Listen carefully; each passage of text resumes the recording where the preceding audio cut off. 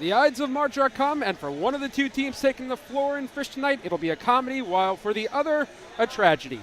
Good evening and welcome to the Yeshiva Sports Network's presentation of the 2022 MYHSAL Junior Varsity Hockey Championship between TABC and DRS, sponsored by Yeshiva League Pass and Camp David Hockey Camp. I'm Elliot Weisselberg.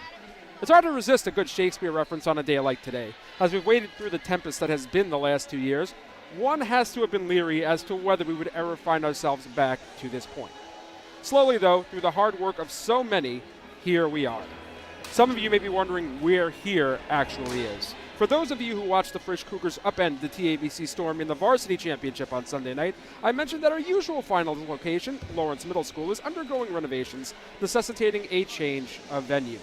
With only a few courts readily equipped to handle an event of this magnitude, it took a little finesse to find a neutral site, but in steps Frisch to host. And so on this day, in what you would call an early spring night, we are ready to once again crown a junior varsity champion. Right now, we're going to take a short commercial break. When we come back, we'll set the stage for this classic matchup, TABC and DRS, the 2022 MYHSAL Junior Varsity Championship, right here on the Yeshiva Sports Network.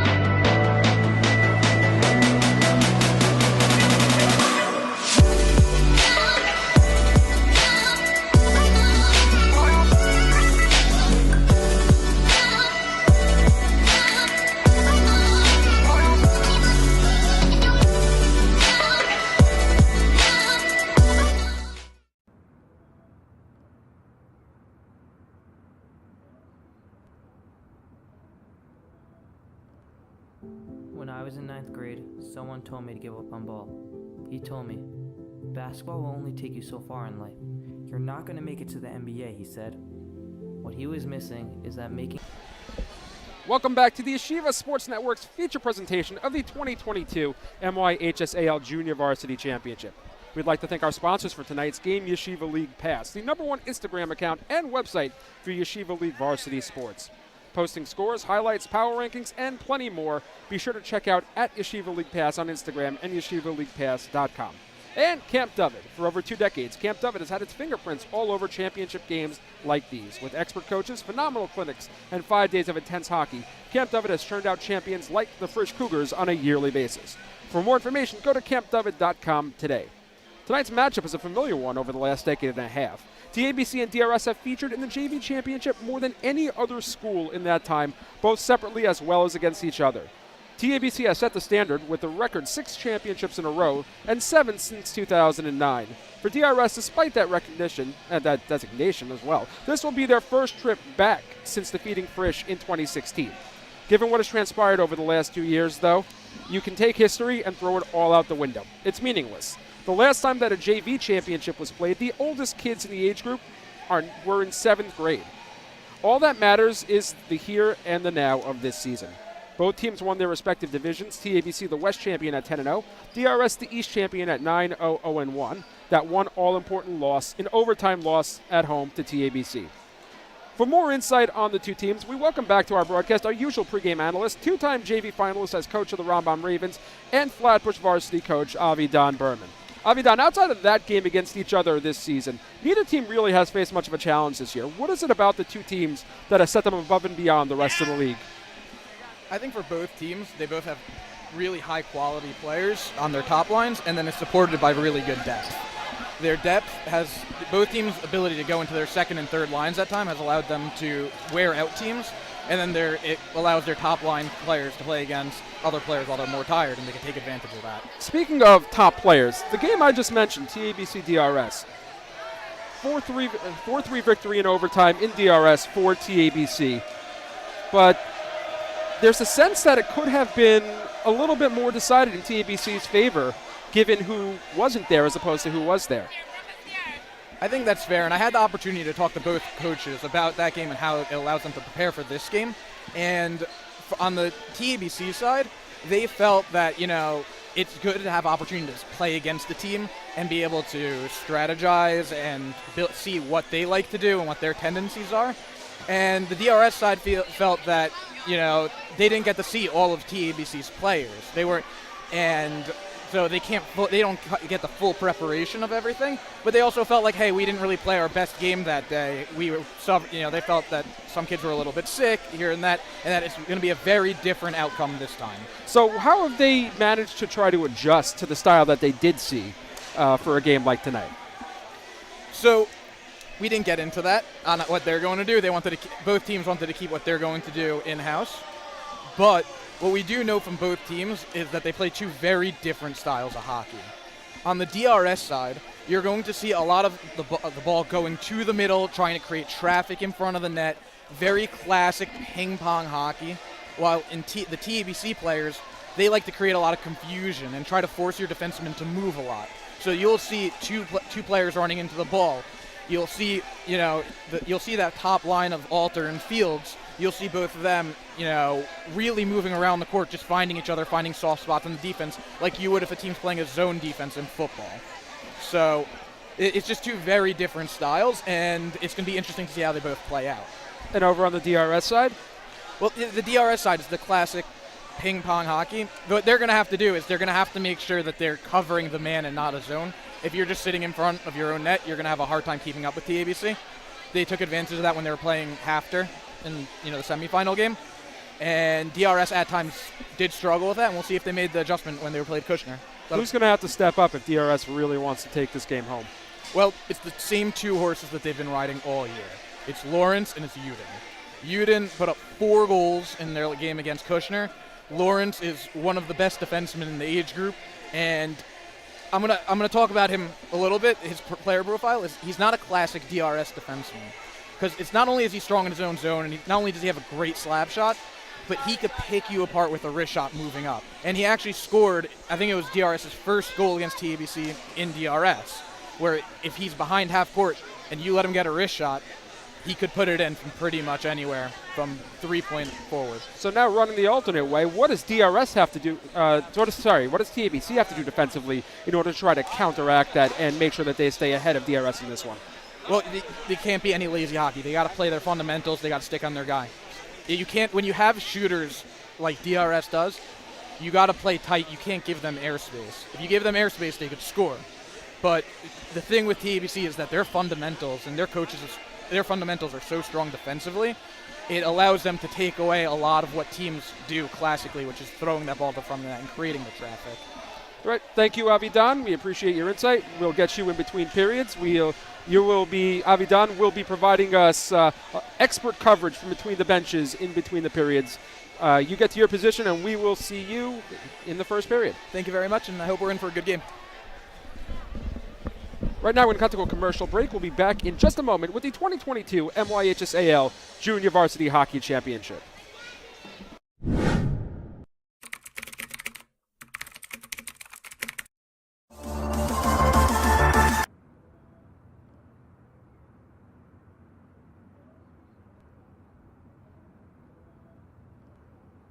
When I was in 9th grade, someone told me to give up on ball. He told me, basketball will only take you so far in life.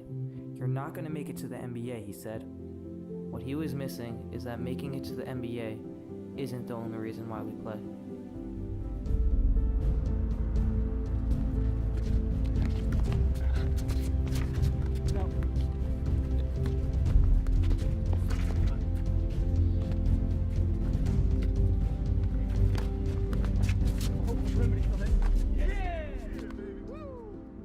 game of basketball leaves you with so much more than just the game itself. The life lessons and friendships that are made while playing the game will outlive the game and can last a lifetime.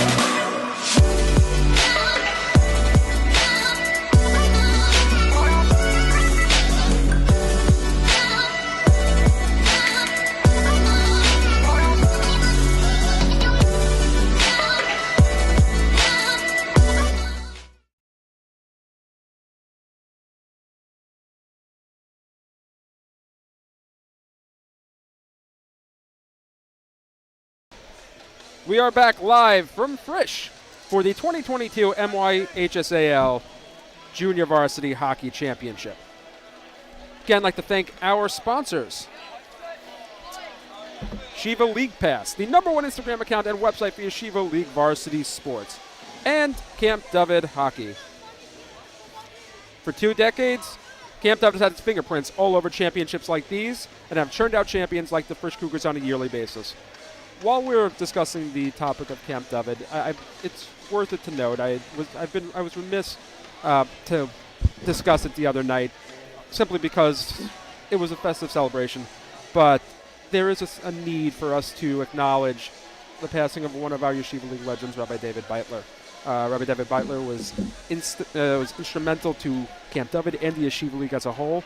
He was on our last broadcast several years back, and within the last 7-8 months, he's been sorely missed. And I know that myself and my fellow commentator, David Kolb, who's going to join us in 30 seconds, it is a void that has been left in both of our lives, and we're sure everybody across the Yeshiva League. To try to transition back to a hockey game and a championship is hard, but we certainly will do our best with it tonight. And so, joining me now for this game is Yeshiva League coaching legend David Kolb. Welcome back to the mic, David. Thanks, Elliot. Glad to be here again. We got 1:15 to go before our second championship game in 3 nights. Generally, we do this together, so we sort of have a rhythm going into our second game. But here we are having to set the tone again and sort of discuss how a whole new setting in front of us affects the game we're about to see. The other night we had a condensed court that we saw very early on affect the 2 teams that played there. Bigger kids and right on top of each other on a smaller court. This is a little bit different. We have kids a little smaller in stature, a much bigger court. How's this game going to affect both teams? So 2 things are going to play into this game. One, the skill level is a little bit greater here in this game. And when you combine that with space and a little less size, I'm hoping that we see a lot more finesse tonight, and that's what we expect to see. So that's exactly what we're looking at tonight.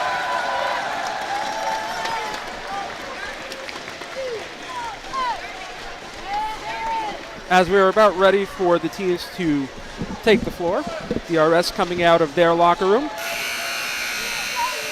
and TABC will be coming out of their locker room shortly.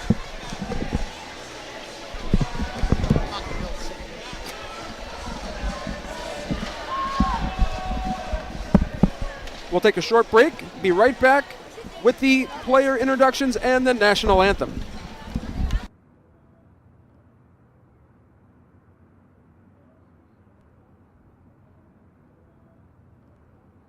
When I was in 9th grade, someone told me to give up on ball. He told me, basketball will only take you so far in life. You're not going to make it to the NBA, he said. What he was missing is that making it to the NBA isn't the only reason why we play.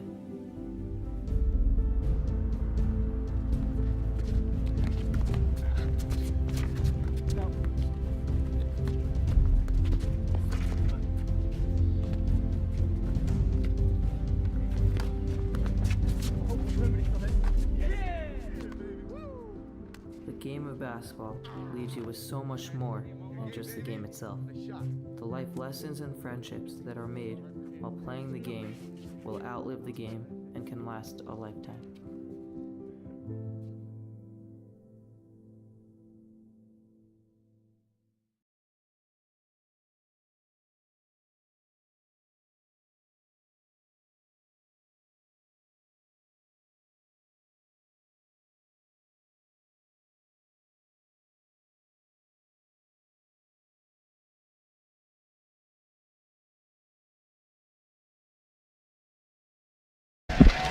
We can stand in front. I know, that's the problem. We're going to be. We both should stand. Yeah, I agree. We have no. So that unless we turn the table sideways or something. No. Put it up against the wall. The other side. Whoops. That's.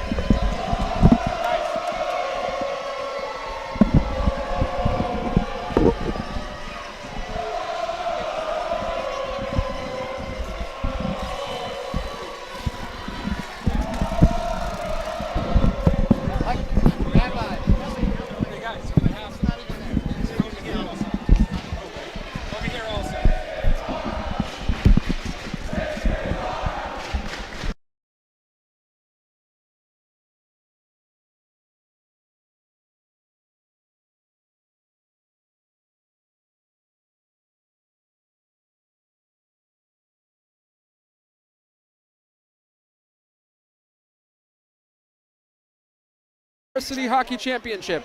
You are watching the Yeshiva Sports Network, and we take you live to player introductions and the national anthem.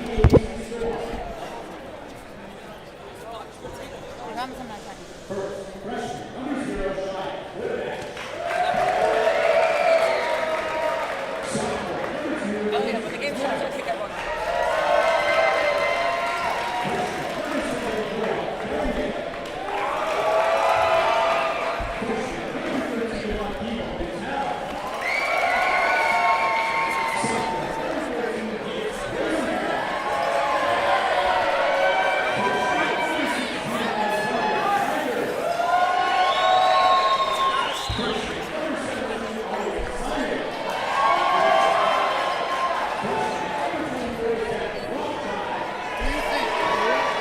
waiting for the guy.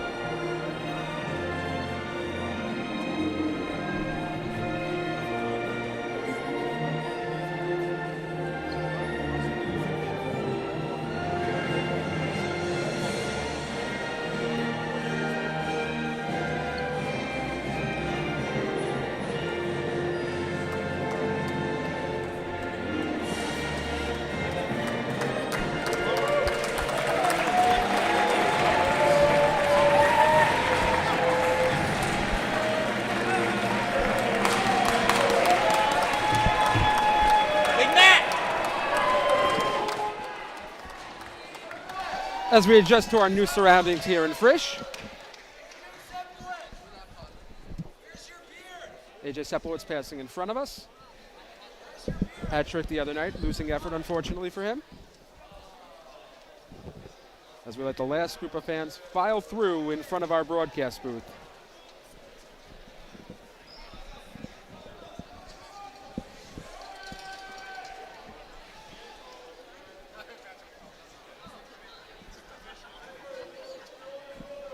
Two teams gathering in front of the net. So yeah, let's look at little things that might factor in here tonight. TABC is used to this gym a little bit, right? They played here this year. DRS did not.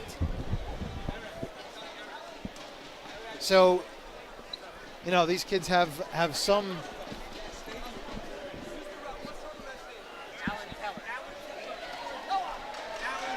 We'll figure out what to do about this, don't worry. But not to take away from the players on the court now. Two teams who have, to this point, been almost perfect.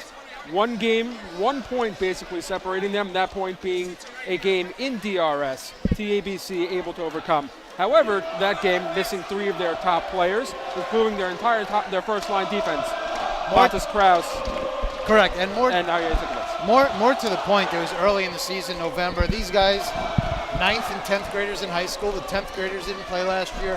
9th graders are new to this environment. Everything is new to all these players. So I'm ready to throw the first game out and see what happens here tonight. Beyond even the first game, like we discussed the other night, if you think about it, like I said in the intro, when these players last saw a JV championship, they were in 7th grade. How does that play into that here in front of them now?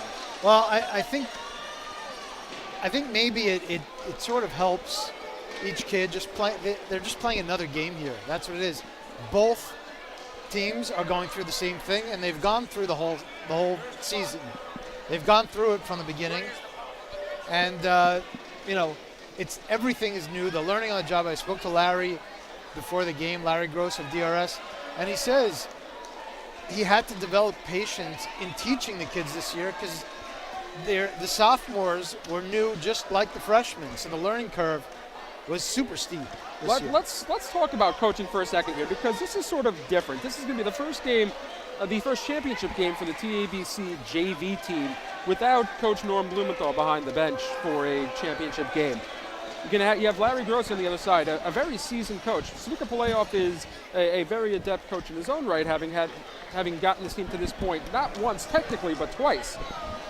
What is the coaching experience as having been coached yourself? How does that play a role here? He's been on the bench for a long time, and in terms of experience, he's had it, he's lived it already, and now he's got to really,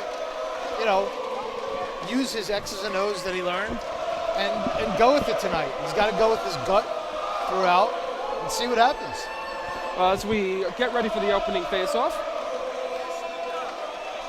The one thing I will say is, you like to have a lot of experience throughout the season. And I would say both teams, they've gone through the season, they've gone through the motions, but they played each other only once. And that's the big these are the two best teams, and besides that, their path to the final was one game. Each game was a blowout, 5-2 and 6-1 respectively. They haven't been tested since November. Their big tests are in practice. That's the reality.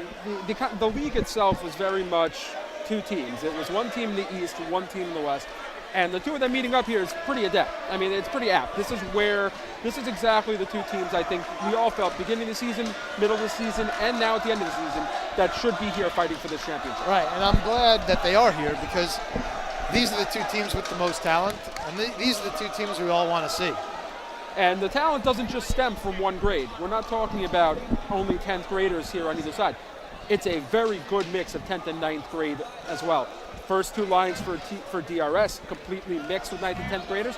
For TABC, their second line is entirely 9th graders. Yeah, I'm looking for a lot of youth, and these kids, it's time to produce. And we're about set to go. Ball goes back into the DRS zone. Lawrence backs up. Backhands it out of the zone. Behind the net, Ritter with a chance at the net. Ball goes out of play. 9 seconds in, first whistle. Yeah, and you see Lawrence going back in his own zone, and he's just calm and cool, and he sees the boards on the side. He doesn't have the netting like he has in DRS, and he just hoists it on his backhand down, resulting in a deep zone faceoff. As we saw the other night, it took the boys a little bit of time to get used to the sides not having that netting. Will it play a bigger role tonight for a team that's not used to it, as DRS might be, as opposed to TABC, as you said, having played here? Well, DRS really has that netting, but they have the boards going up and down the side, so they're used to the low bounces off the boards. So I expect them to be okay. Another ball into the corner. Kraus. Uden comes over to try to keep it. Ball goes to the net. It'll be a hand pass on net. 11:31 to go. First period of play. And TABC will go for a switch. Yeah, I mean, it is pretty early for a switch, 29 seconds in, unless their coach playoff is looking for a matchup here. Well, if he is, he's certainly doing it with a bunch of ninth graders against the best line that DRS has. Could be the second line that he's looking to match his first line up with. Rothman, Uden, Kaiser dropping back, clears it out. Lawrence takes it into the corner. Uden first to the ball, but it'll be offsides. That's why he was first to the ball. Yeah. Again, Lawrence looks very, very, very comfortable playing here. He's one of the best, or is the best defenseman in the league. And, you know, twice he's cleared it out without issue. I look to him to be a key to me. DRS getting its second line on the court. Kaiser and Frankel. Kaiser still in the corner. Frankel hounding him. Sends it behind the net. Fine. Gets it out. Rothman dropping back. Backhanding it. Frankel met by Kaiser. Fine picking up the loose change. Ball kept in by Rothman. Now it is out. Flip back in, and it will be an offsides. 10:44 left to go, first period of play. And TABC rolling their lines, bringing out a third line already. We're only a minute 16 into this game. Coach Palayoff was very adamant about the potential for using 4, possibly even up to 5 lines tonight if the situation warranted it. He's very happy with his bench. Yeah, and that's fine if he's looking to grind out the DRS defense. But what's really important if you're going to roll lines like that is you got to get the ball deep in the DRS zone and really be first to the ball. Use your fresh players the right way. Mattel and Frankel at the line. Frankel backhands it in. Ball lost in front. Frankel. Bornstein. Bornstein goes a little high on her shot.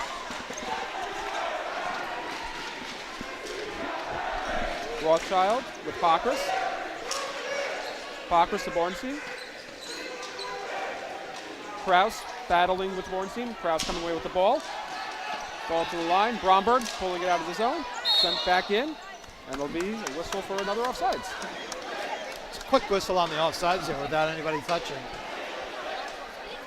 And really, every single whistle, TABC is changing. It really seems as if they're just looking to keep fresh players on the court every single shift. Third line for DRS out, matching up with third line with what is effectively now the first line offense and second line defense for TABC. Rothman. Lawrence clears it out. Simon picking up the ball behind his net. Mayer coming. Hounded into the corner by Brothman.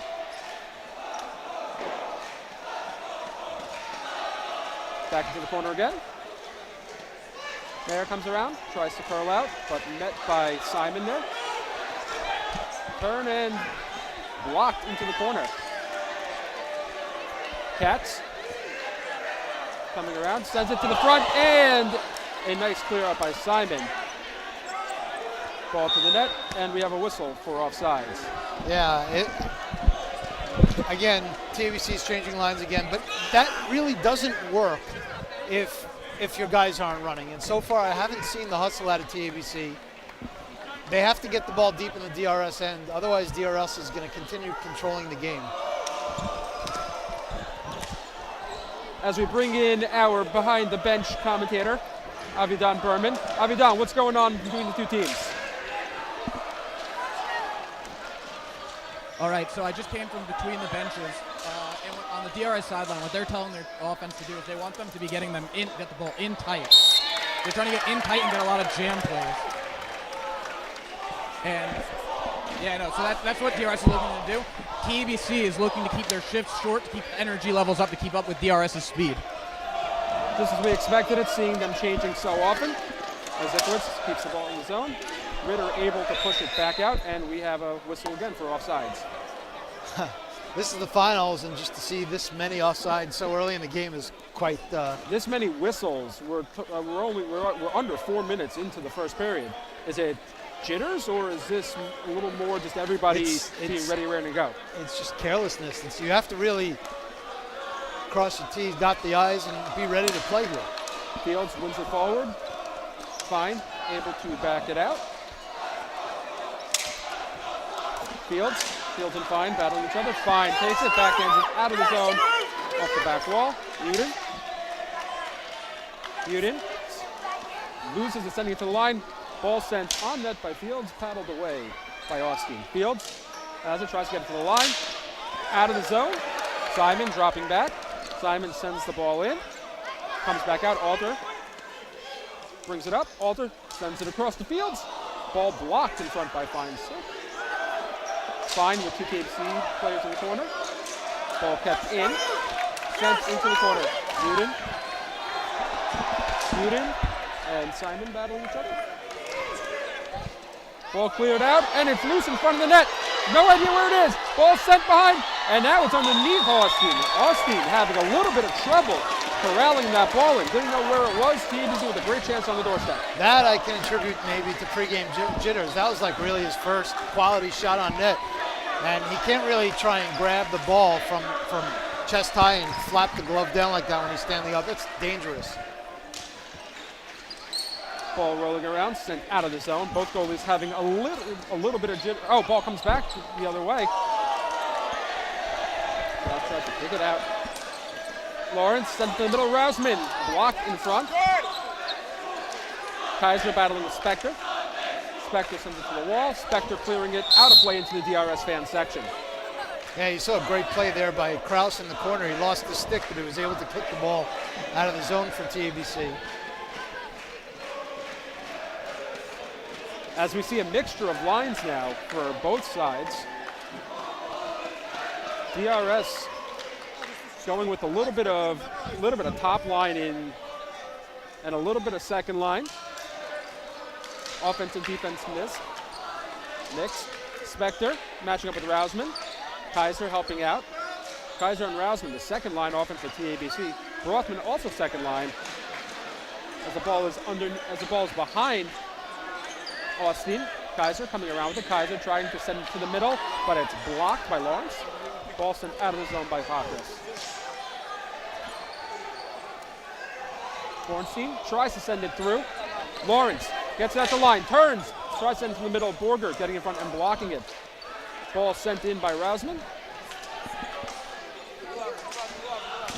Two TABC players in the corner on Lawrence. Kaiser coming away with it. Kaiser keeping space between the ball and Lawrence. Tries to backhand it to Rousman. The ball goes past. Spector, but Rousman backhands it on net. Spector comes away with it after the save by Austin and flips it out of the zone. Seems like the teams are settling down a bit now as DRS gets their first offensive chance of this shift. Yeah, I like TABC's forwards against this line. Again, Rousman on Lawrence. The shot by Bornstein goes wide. Pokris. Bornstein and Borger battling in the middle. Bornstein trying to send down low. Borger. Kaiser flipping it out. Kaiser sending it across to Rousman. Rousman shoots, and it's saved by Austin. He didn't know where that was either, but he was lucky that hit him right in the crest. So, yeah, if Coach Playoff saw that shift and really read it well, you want Rousman out there against Lawrence. He's the one on TABC that can really apply that pressure on Lawrence there, and he did it all shift. It seems as if he's just looking to go with size to try to match up with DRS because he had Borger a third-line defenseman out there on Bornstein, just really hounding in the middle as we see a shot go into the corner. Fine, and we're going to get ourselves our first penalty of the game.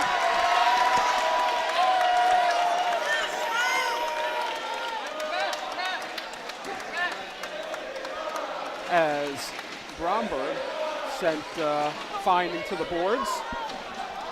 5:49 left to go, first period of play. DRS will go on a 1.5-minute power play. Guys, move over. I'm setting us to go. My guy. Go to a commercial break. DRS getting their power play on. Moving Frankel up to offense with Uden. Bornstein drops back and plays defense with Lawrence. And TABC employing their penalty kill. And Rausman is on killing a penalty right after the shift. He only had a couple of seconds on the bench. Which is interesting because you got several players who could take that. Oh, as the ball deflected in front. Simon looking to clear the ball out, kept in by Bornstein. Ball sent to the net. TABC not able to clear the zone. Frankel using his size to work his way to the middle, but a great stick play by Simon. Sends it to Bornstein. Bornstein backhands it to Lawrence. Lawrence tries to take a shot. It's blocked and sent out of the zone. Great play by Rausman. He seems to be laboring a bit after blocking that shot. Lawrence moves up with the ball. Frankel tries to move it in. Simon, great play with the stick right in front of us. Lawrence looking to set it up. Send it to Frankel at the line. Frankel backing in with it, sends the ball to Bornstein. Bornstein sends the ball to the net a little bit high. Second time he's been a little high already. Ball bouncing up in the air. Bornstein coming down with it. Bornstein, the classic hockey player, sending it to Frankel. Lawrence, as TABC makes a change at the chase. Fields coming in. Frankel moving in over the line. Frankel back to Bornstein. Bornstein took a little extra second there. If he took that shot right away, that would have been an easy wrist shot to the net. Yeah, that's a big thing with me when I was coaching on the power play. Very important when you're shooting from the point or when you're passing from the point. Make sure you don't hit the defender because you never want to give up a short-handed goal, especially when you're playing a 2-2 like DRS is. The middle is open, as you see right now. One of the TABC players can come right up the middle with an errant ball. Ball gets sent out of the zone, sent across. Cleared out by Kraus.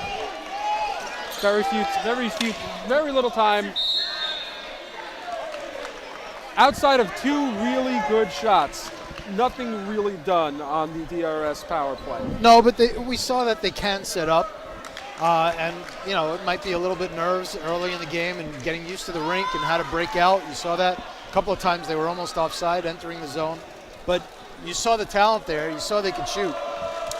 TABC rolling back to their top line as the ball goes out of play. DRS down on the third line with the new addition to the third line of Eitan Katz. So Eitan Katz has been starting for most of the year.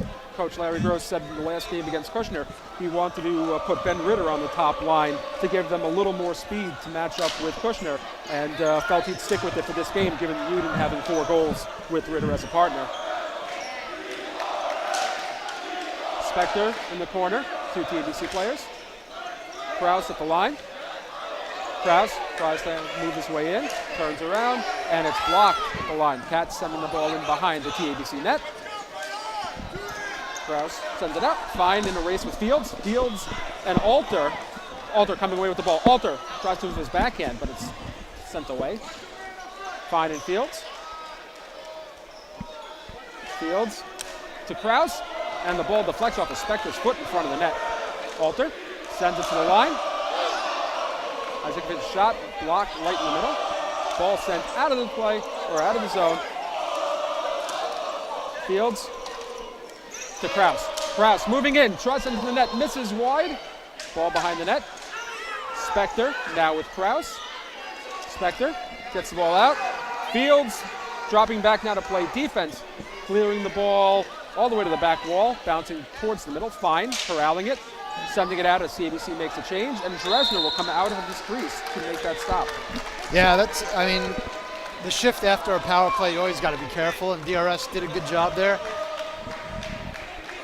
Defensively, Fine played big on defense, TABC went 2 men in the corner after him, almost developing, or they did develop opportunities. Are we seeing a little of what we had seen the other night with both teams really trying to come in and neutralize the offenseman at the expense of defense?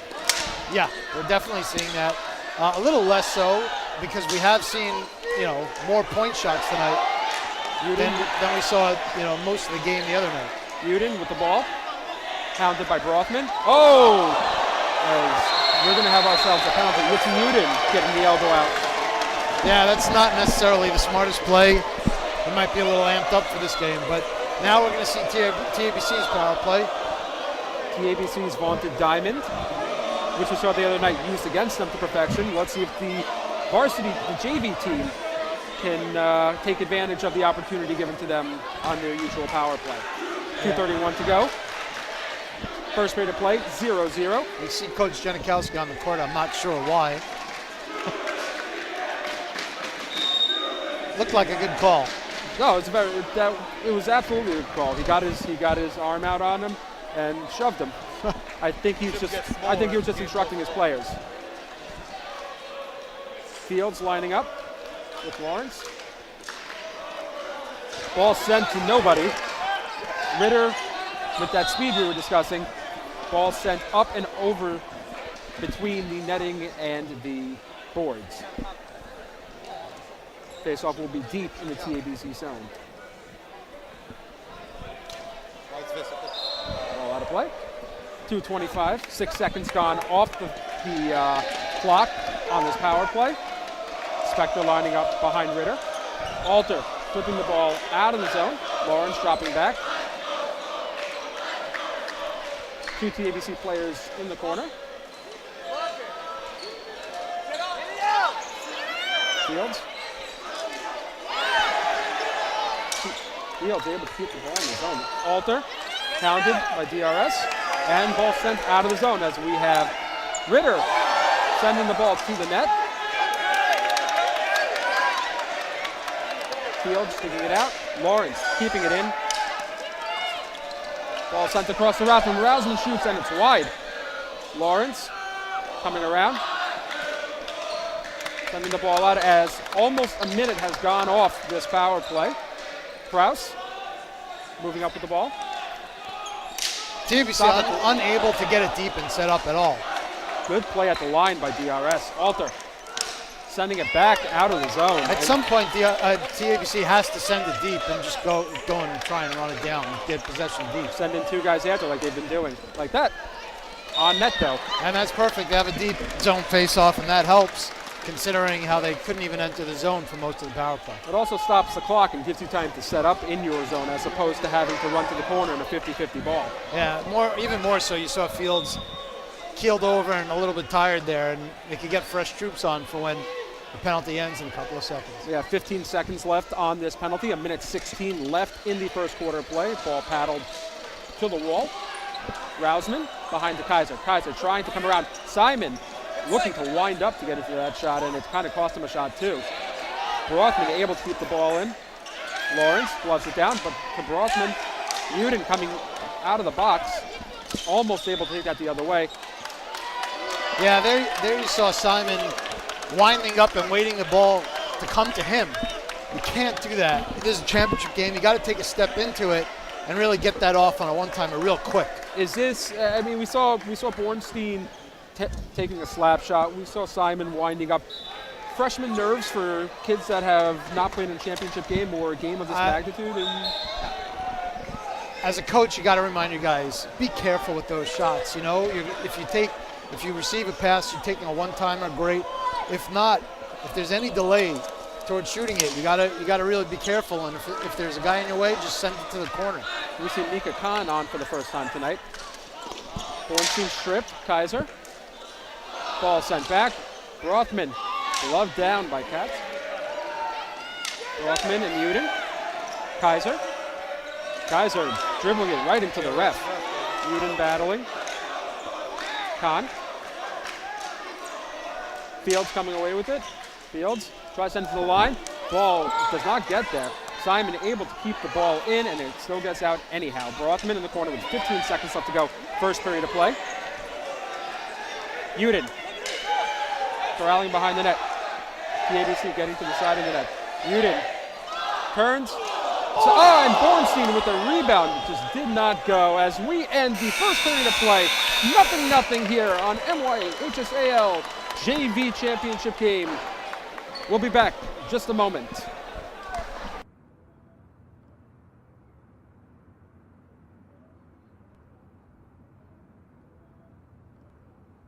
When I was in 9th grade, someone told me to give up on ball.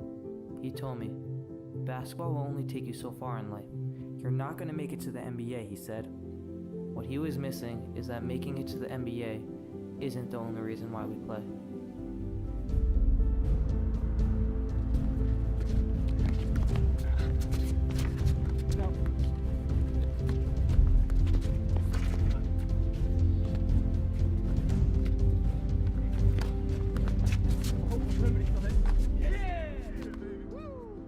The game of basketball leaves you with so much more than just the game itself. The life lessons and friendships that are made while playing the game will outlive the game and can last a lifetime.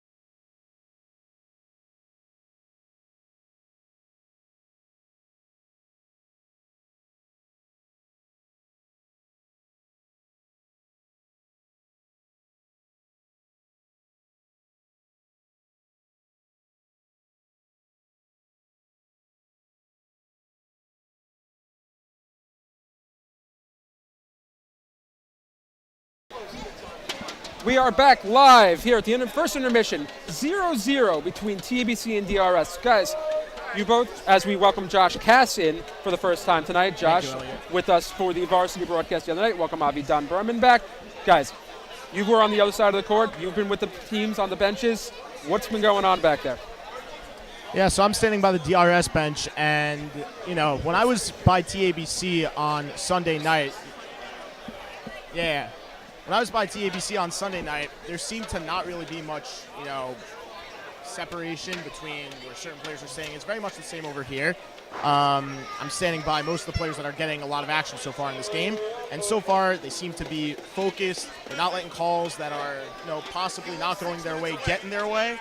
And so far, I mean, 0-0. It's clearly been an intense game through the first period. Yeah, this has been a tight game on both, hard playing on both sides. For TABC, I was able to sneak in close to the coaches where they couldn't see me.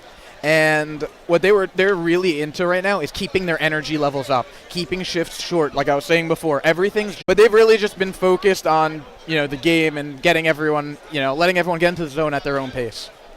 Not much more on DRS side, obviously. I got to see when Uden took that penalty. He was standing on the far side of the bench.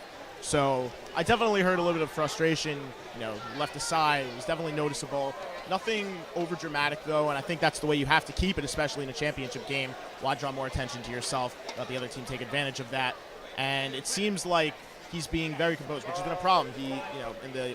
No one took penalties in the semifinal game, but I saw down the stretch, especially against Rambam, that there were some issues. You know, Rambam wasn't able to capitalize, but you can't give TABC, which has been the best team in the league so far record-wise, that opportunity with the power play they have. Speaking about the power plays, penalty kills on both sides, top-notch tonight. Have the coaches been saying anything to the power plays about correcting what's been going wrong? I think on the DRS sideline, at least, I think they felt like they had their opportunities. You know, you had Lawrence on the right side point where he fumbled a pass, and if he would have gotten it off in time, they could have gotten that shot that they look for, because that's really where they try to run their power play. I don't think they were particularly happy with their entry. I think that the entry was a little bit slow and didn't allow them to gain momentum going forward. On the TAB side, they felt like they were getting opportunities. They were getting to the front of the net, they were getting to their guys, but DRS was just very well manned, and when they were out of position, you heard their bench. yelling, telling them get back. Have a player who's in front of the net to make sure he's picking up the right guy. It's a lot of coaching from the sideline while they're penalty killing, which is the advantage of the first period and the second half of the third period. Thank you very much, guys. We'll discuss the game with both of you as the night goes on. We'll be back momentarily with the start of the second period here at the MYHSAL JV Championship game on the Yeshiva Sports Network.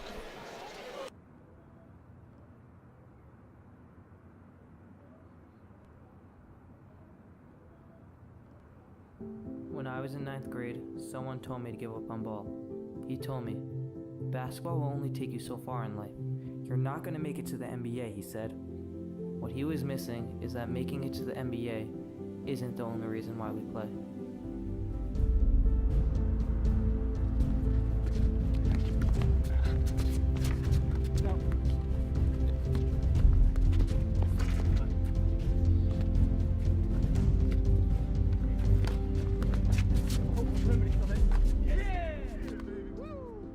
The game of basketball leaves you with so much more than just the game itself. The life lessons and friendships that are made while playing the game will outlive the game and can last a lifetime.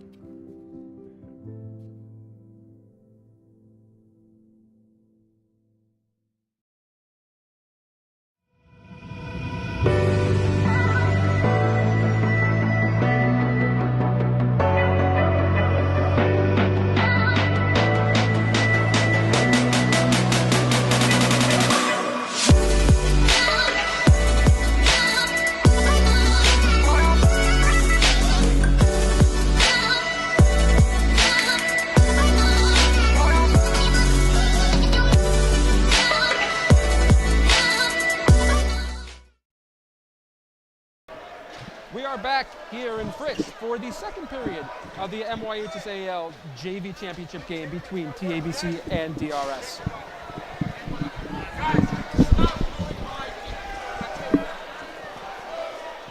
As we are attempting to usher people through our booth in front of us. First period of play. A little bit of nerves, a little bit of back and forth. What do you expect out of the start of the second period after having the coaches speak to them in the locker room? What would you be telling them? I would tell either team, I would tell them more shots on goal. You got to, any way you can, get that shot on net. We saw a lot of shots blocked. We saw a lot of shots high. Yeah. And a lot of shots that took a long time, kids winding up instead of just wristing it on net. You don't get many opportunities in a game like this. So what you really do is you have to take advantage of the situation and take shots. We could probably point to 3 or 4 plays from each team where they were both right in the middle, literally center of the floor, and either wide or high. Yeah, I mean, again, on the DRS and the low shot, but he's done a good job recovering. And on the other side, Dresner, he's more of a stand-up goalie. He's a little smaller, especially up top. But he's done fine there at that end as well. So the pregame and first period jitters should be out of the goalies. They should be in this game. They worked up a little bit of a sweat there in the first period. And now they're ready to go.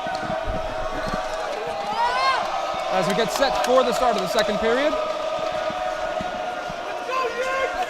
Uden and Fields. Uden moving in, tries to shoot. Ball goes to Dresner. Dresner for the cover.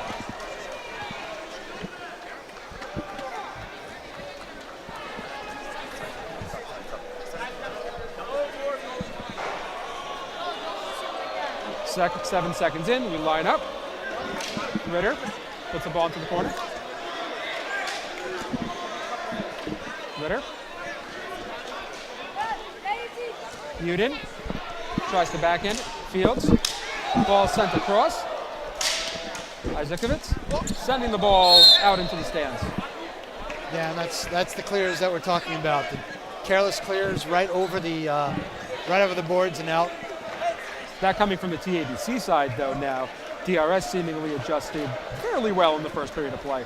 Definitely, and here you have exactly what DRS wants early. They have a deep face-off with Uden and Lawrence, two of the best players in that first period on the floor. Ball will come out into the TABC zone. Spector drops back. Spector sending the ball back behind the net the other way. Ball kept in. Uden will drop back to it. Blocked at the line and sent back in by Brothman. Lawrence picking up for DRS, sending the ball to the line. Simon, though, sending it back in on offsides. Yeah, Lawrence looks automatic, clearing the ball out of the zone. He looks like he's the anchor of the defense. And, that's exactly what Larry told me before the game. He pretty much is the best player on the team. And he's shown that early in this first period, second period now. And having your defenseman as the best player is always a great thing. As the ball comes back to Frankel. DRS will touch up the line. Bornstein coming, sending the ball right to Pockers. That was a great pass. Pockers was not expecting it, though. Yeah, it's something I've seen in the first, period and change now. Bornstein is a real heady player. He sees the court really well. Ellis Bornstein is an ice hockey player by trade. And he gains vision from the fact that he's played ice hockey. Yeah, that sort of looked obvious to me, the way he handled the ball, twice or now 3 times this game. Bornstein getting tricked, and Rothman will go off with a penalty. 10:40 second period of play. Yeah, it's a good call. It's a good call. You've got to be in control of your stick. You can't just shove it between somebody's legs, send them down. He almost got the ball, and that's what he was going for. But you got to be careful when the player that you're playing gets a little faster than your hands are.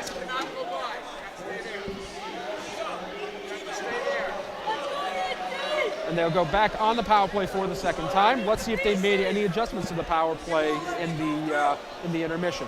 Yeah, so Bornstein really, he's the smallest player for DRS on the court right now, but he's handling point duties, which Fields not coming easy. through. Fields will have a breakaway. It sends it in. Yes, goal! And that's the danger of having Bornstein at the point there. And just a tremendous play by TABC there. Getting themselves on the board early, taking advantage. That looked eerily reminiscent of Elliot Eisner's goal 2 years ago. I mean, Eisner buried it the first time, but here, just a tremendous play to bury that second chance there, shorthanded. Shea Fields taking it in on his own and putting it into the net to give TABC a 1-0 lead, shorthanded.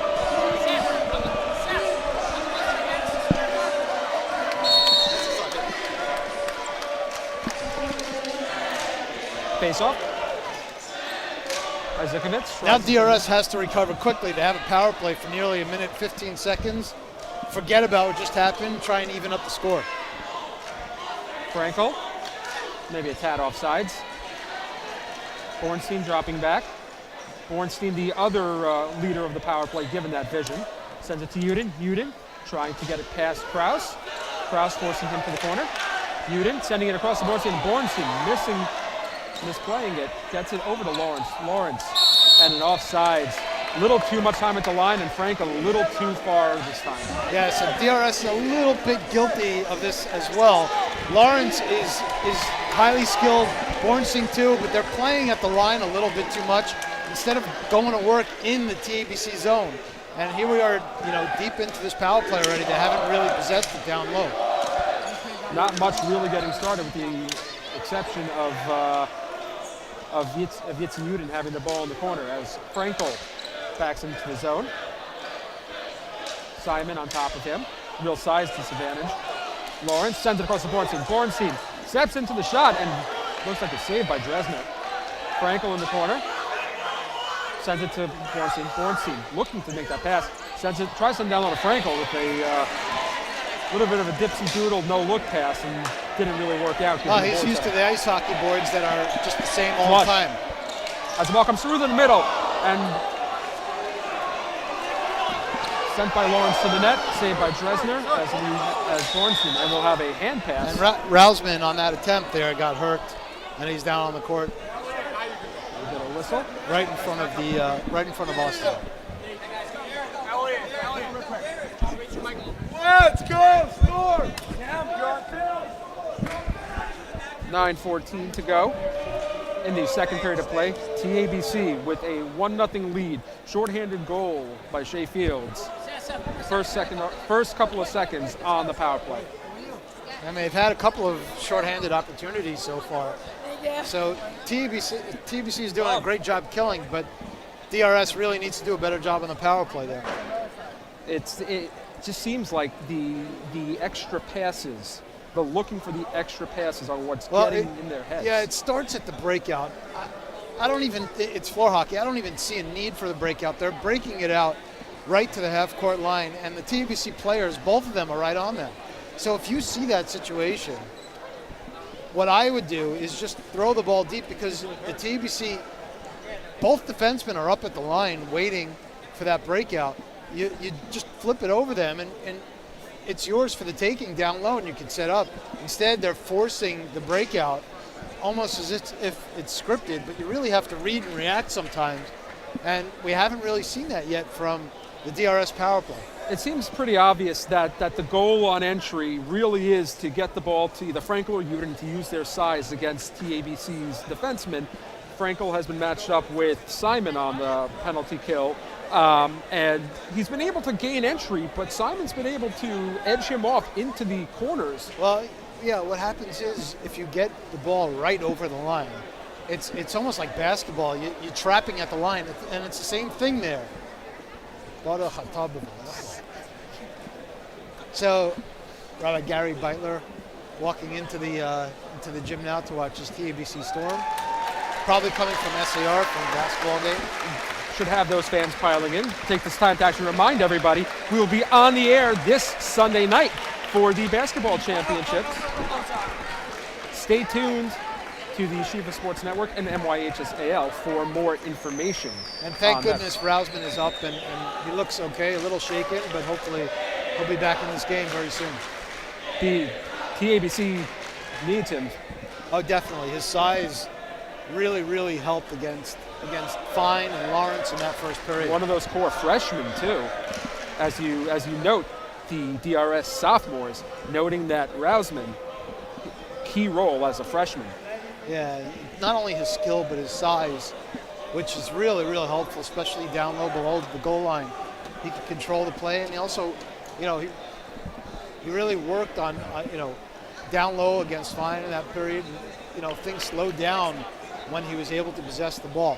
So we'll see who steps up to replace him. So that injury, as unfortunate as it may be, served two purposes, because now TABC's penalty killers basically got their chance to rest and recuperate for the last few seconds of this penalty. So let's see how they react to it. We got Kaiser, Kraus, and Simon. Lawrence taking the ball back, sending the ball deep. Rothman coming back into play as the penalty ends with 9:03 left to go, second period of play. Lawrence tries to send the ball to the line. Katz gets the ball to Dresner. Ball trickled back underneath Dresner. That took a nice little roll. It must have hit the top of his pad and come back in, luckily for him. It did. His glove is a little bit shaky today. He's got to clean that up. Mayer almost, was able to put on a rebound home. He also almost collided with Dresner. It could have been a dangerous situation. Dresner, not a classically trained goalie. First really started playing goalie in Camp David last summer. Came back and Svika, Coach Palayoff, basically said, open game on anybody who wants to play goal. Brother was a goalie here for TABC a couple of years back, and he picked up the job and ran with it based off of how he played. So this entire season has been perfect throughout, as we see Rothman backing the ball back into the zone. Lawrence. We're seeing a little bit of an adjustment in the glove issue there again. But Lawrence is still on the court, and for the first time in a long time, I see Larry Gross pressing one of his top players. He usually just rolls lines. He was playing with Spector in the first period. Now he's been on for pretty much most of the second period. Strategy or panic? I think he's trying to, grab a little bit of that momentum back. So we'll see where the strategy goes with it. It's Uden, turns towards the net, comes off the post. Rothman sending the ball out. Lawrence sending it to the line. So we got a ping pong matchup. Nobody really corralling it, just trying to send the ball out. Yeah, either team has been able to get into a groove because of that power play and injury and so on and so forth. I think TABC really wants to get into that rotation here. You know, now they have the 1-0 lead. They have Lawrence is on he's still on. So they really want to try and get it down low and use that speed. Fine, sending the ball in. Khan, Fields, take it to the corner. Trying to get the ball to Alter in the middle. Not getting there. Ritter backhanding the ball into the TABC bench. Yeah, and you know what? I'm watching, and you know, if I was coaching DRS, I would do the same thing with Lawrence. I'd play him a lot because the TABC players are not really they're fresh. If he can do it, run your horse. Yeah, exactly. But the TABC players are just not pressuring him. He's not huffing and puffing at all halfway through his shift even. Fine, trying to send the ball back out, not getting there. Sends the ball to the middle and gloved by Dresner. Kind of a splay-legged catch too. Yeah, almost looked like a second baseman grabbing the ball there. Hot hopper right up the middle. Ball goes to Dresner. Dresner pouncing on him right with Pockris right in front of him. 7:43 to go. Second period of play. Again, we'd like to thank our sponsors. Just first one back to it. He has Bornstein on him. A little bit of a size mismatch there. As Bornstein forces Krause to send it out of play back. As you said, Bornstein using his hockey instincts to make up for the size disadvantage. Yeah, for sure. You know, stick on stick there, and you force the guy, you know, the defender to flip it out and have a deep zone face-off, which is really what they want. TABC sending the ball out. Pockris tries to send it to Bornstein. Doesn't quite get there as Borger flipped it on net. Pockris now at the line.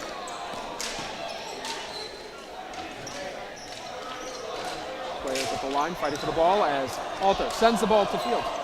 And he loses it. Bornstein sends a backhand pass. Tip off of Simon's stick. Dresner covering. Phenomenal. He's creating. Bornstein so far is the best forward playing here tonight. He's trying to do what he can do. Sending a pass behind the back down deep. It might look fancy, but in reality, it's the smart play. He sent the ball deep into the zone. If you miss the pass, it goes into the corner, and that's fine. Something to note, maybe for the end of a period, if you need a goal, maybe lining him with Uden for a minute or two to try to get that quick person, somebody to pass him to, as we see Fields go down after a competition inspector. We got two. I think he got his stick caught in the boards and the butt end in the wings, so to speak. Ball runs through the middle and taken by Simon and moved out of play. 6:32 to go. So we're seeing the game open up a little bit, and really the skilled players are starting to elevate slowly. We know about Lawrence. We know about we see Bornstein starting to do things. Rousman back on, which is definitely a big deal for TABC. And now the next thing is to get Fields going back on here. Rothschild. Ball sent to the line. Katz sends the ball out. Krause sends it back in. Lawrence sends up, puts it behind the net. Krause. Another one of those shots from right in front, from literally dead center, going behind the net. Yeah, and that's exactly what Lawrence needs to do. He grabbed the ball and he goes right up the middle and takes a hard wrister, and that's good enough. He didn't wind up. He didn't do anything crazy, but he got it on net a little bit lower, and his forwards maybe could follow up. Yeah, but somebody's got to be ready to, he's got to be ready to put the shot to the net. Too many balls, as we said, going off to the side as the ball gets to Austin. Austin fighting that one off. Ball comes back out of the DRS zone on Austin, and it will be a face-off deep in the zone, high in the TABC zone for an offsides. 6 minutes to go, literally halfway through the first 3 periods of play here. And let's hope. I say first 3 periods as if we're expecting more, but in a game like this, and the fact that their regular season game went to overtime, you never know. And the game we had the other night, also sort of a never know moment. Krause sending the ball behind, Rothschild. Ritter. Uden using his size, and he scores! Yeah, and we saw that the other night. You must follow the forehand. The defender has to, and getting in the middle and being able to spin on that forehand without a defender there is very costly.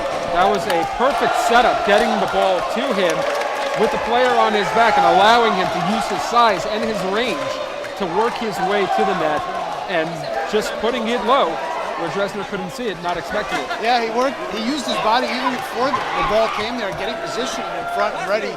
Once you present yourself and you get a ball and you have that size, especially in JV, and the defender just lays off and waits for you to make a move, it's too late. So 5:44 left in the second period, and we are tied 1-1. It's Uden putting DRS on the board.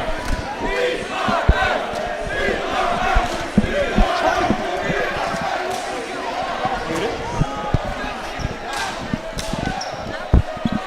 Fine. Bromberg. Fine, sending the ball into the zone and into the little alcove for the women's restroom. Or as we know it, the DRS locker room.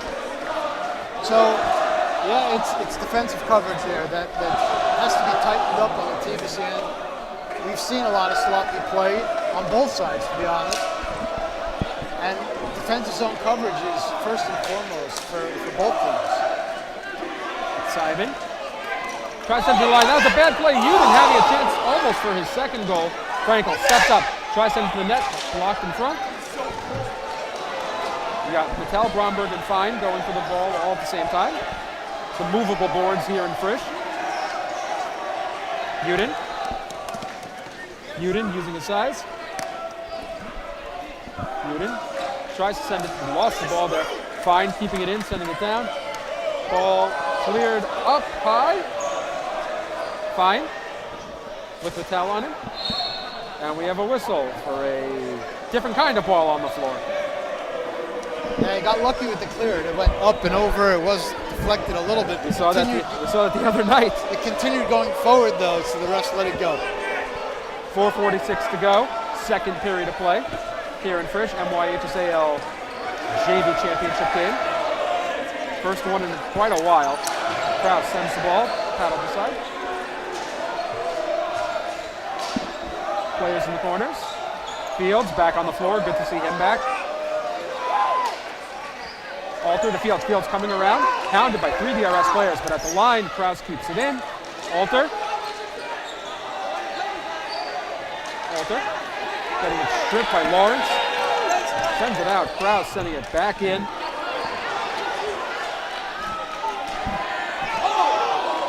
Misplay a little by Dresner. Lucky nobody was there, as we see Lawrence dropping back for it now. Ball kept in. Poppers backhanding it out to Bornstein.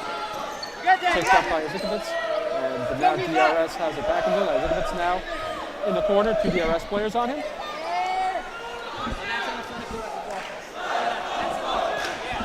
Fighting for it in the corner. Ball still sitting there. And we have a whistle for a stoppage in play. 3:42 left to go.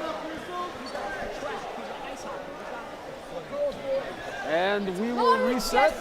TABC switching lines. DRS keeping theirs. Yeah, it almost seems like Lawrence's partner is changing and Lawrence is staying on now for a lot of the game. He's creating. He's helping out. He's clearing it out of the zone very well. And he's giving the forwards a chance. Making much more use of Mika Khan. Larry, without the services of Moshe Marks tonight, using Mika Khan a little more in his stead. As Pakris comes around. Pakris had most of the net for 2. Ball is loose. Ball sent through. Rousman. Dresner had a hold of that and just let it go. Lawrence. It definitely looks like DRS has gotten used to this floor now, and they're looking around and they're saying, "Hey, this is pretty much like our gym. Besides the netting on the side, let's play." And you're seeing more of that. You're seeing more creativity. You're seeing more hustle, and right now they're going to depth with Brogoff coming on for the first time this period. And maybe there's a little bit of nerves on the TABC end, allowing Pokris to really just move around by himself out there, get a shot. Pokris had taken 2 or 3 steps more north and towards the middle. He had the entire other side to shoot at. Yeah, defensive coverage really needs to tighten up on TABC's end right now.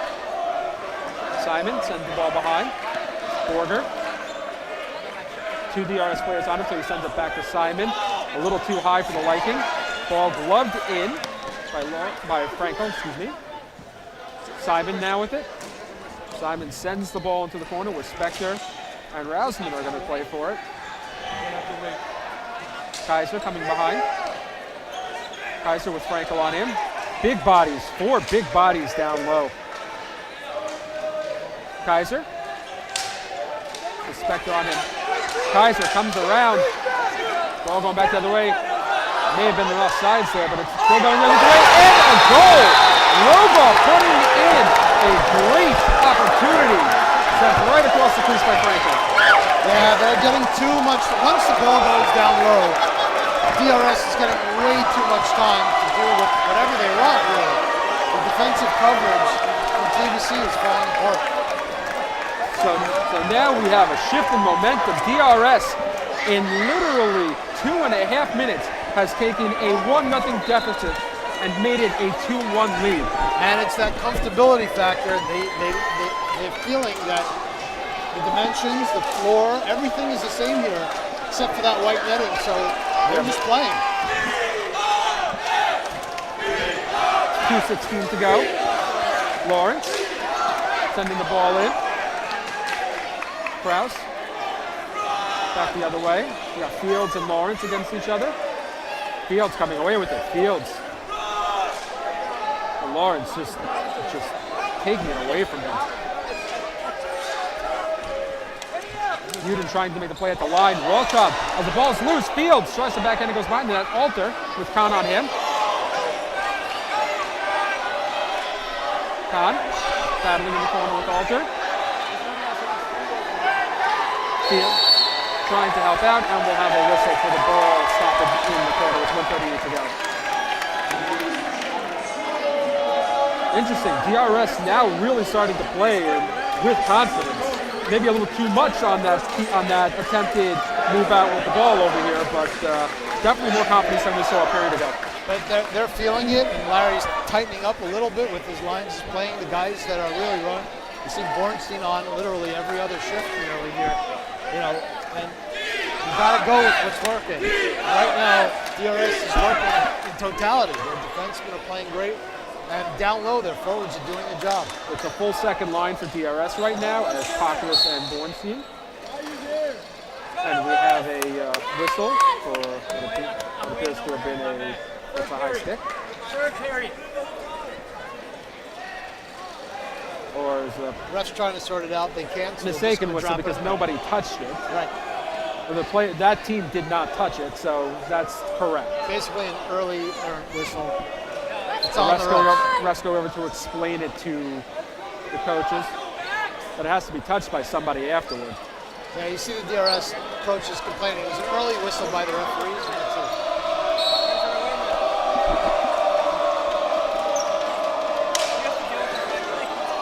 Romberg coming away with it. 1.5 minutes to go, second period of play. 3 goals this period, 2 by DRS as Franco moves up.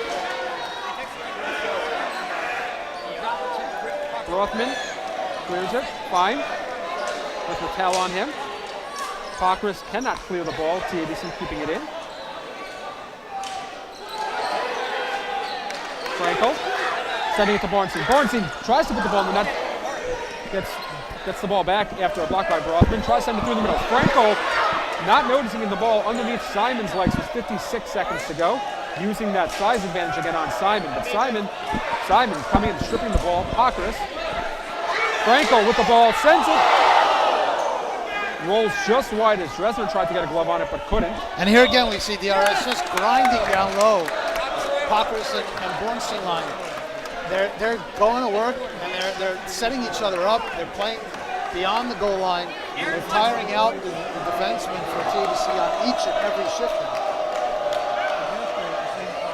And so with 40.7 to go, a 2-1 lead. DRS pending a ball going back into the zone and a goal the other way. DRS will go into the locker room with a little bit of momentum here. And yeah, then it was loose there in the 5-hole for a second or two. But like I was saying, Uden, Lawrence, dangerous players.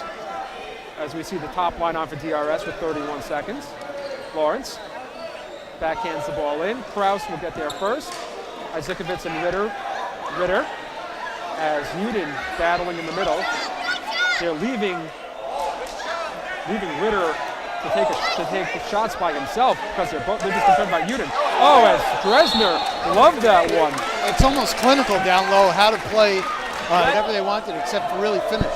Both defensemen coming in to play Uden, worried about him as the clock winds down on the period. Alter in the corner with 8 seconds left. Alter tries to send it through. Fields will get it and shoots it just a little too low as Austin got the pass.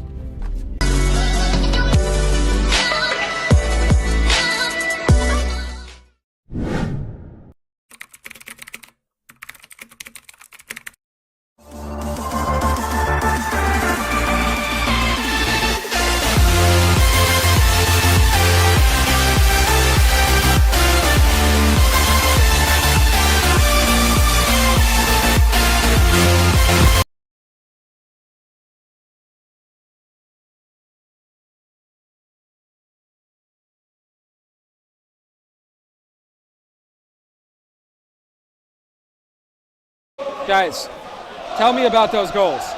Tell me about the After that goal, you used to feel the momentum shifting, and you felt it really take hold of the gym after that goal.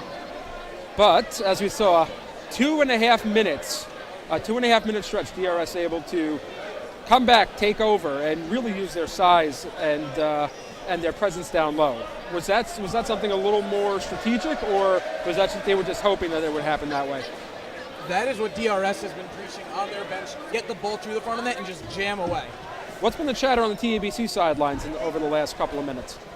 You know, you can definitely feel the momentum shift, as Avidan said, and I definitely think that, you know, they're kind of a little slower out there right now. DRS is beating TABC at their own game.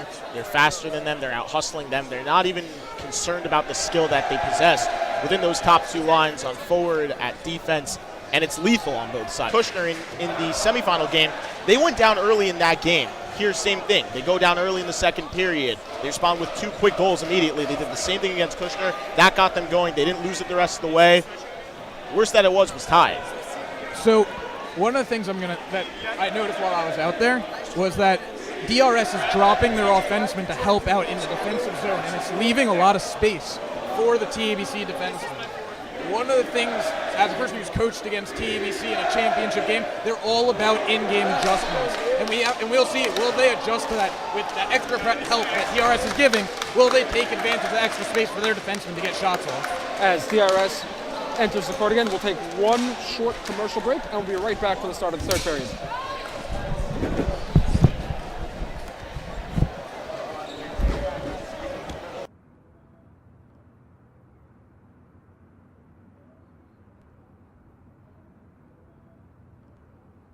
When I was in 9th grade, someone told me to give up on ball. He told me, basketball will only take you so far in life. You're not going to make it to the NBA, he said. What he was missing is that making it to the NBA isn't the only reason why we play.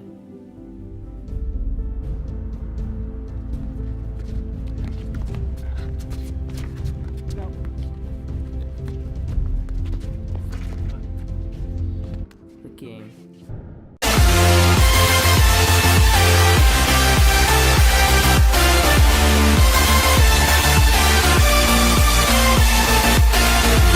We are back for almost the start of the third period as TABC in front of their net, DRS getting to their bench. Want to thank our sponsors again. Yeshiva League Pass, Camp David Hockey Camp. Thanks for your patronage. And we look forward to a stellar basketball championship on Sunday.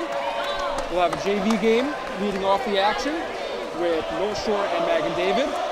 And the second game of the day, as that game will be a doubleheader, We'll have Ramaz versus, we will find out soon. We have TABC here, so we'll find out very soon who won the TABC SAR game. Yeah, here in the third period, the key is Lawrence. He's been a horse on defense, and he's looking to really take DRS home to the championship.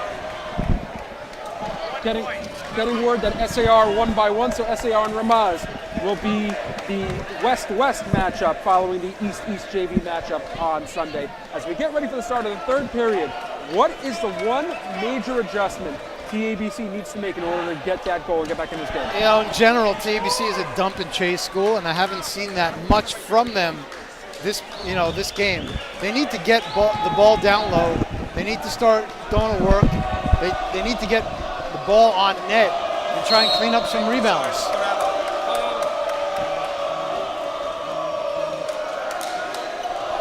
Third period here underway. Kraus in the corner with Uden. Ball dumped into the DRS zone. Lawrence. Fields and Alter on him. Alter coming away with it. Alter to his backhand, sends it across the crease. Fields losing it to Uden. Sends the ball to the corner. Ezekowitz and Ritter. Backhand. Uden seems to have ran all over the court in that one play. Lawrence. Fields. And Larry has Lawrence back with Spector to start the period here. And Uden dropping down low to help out.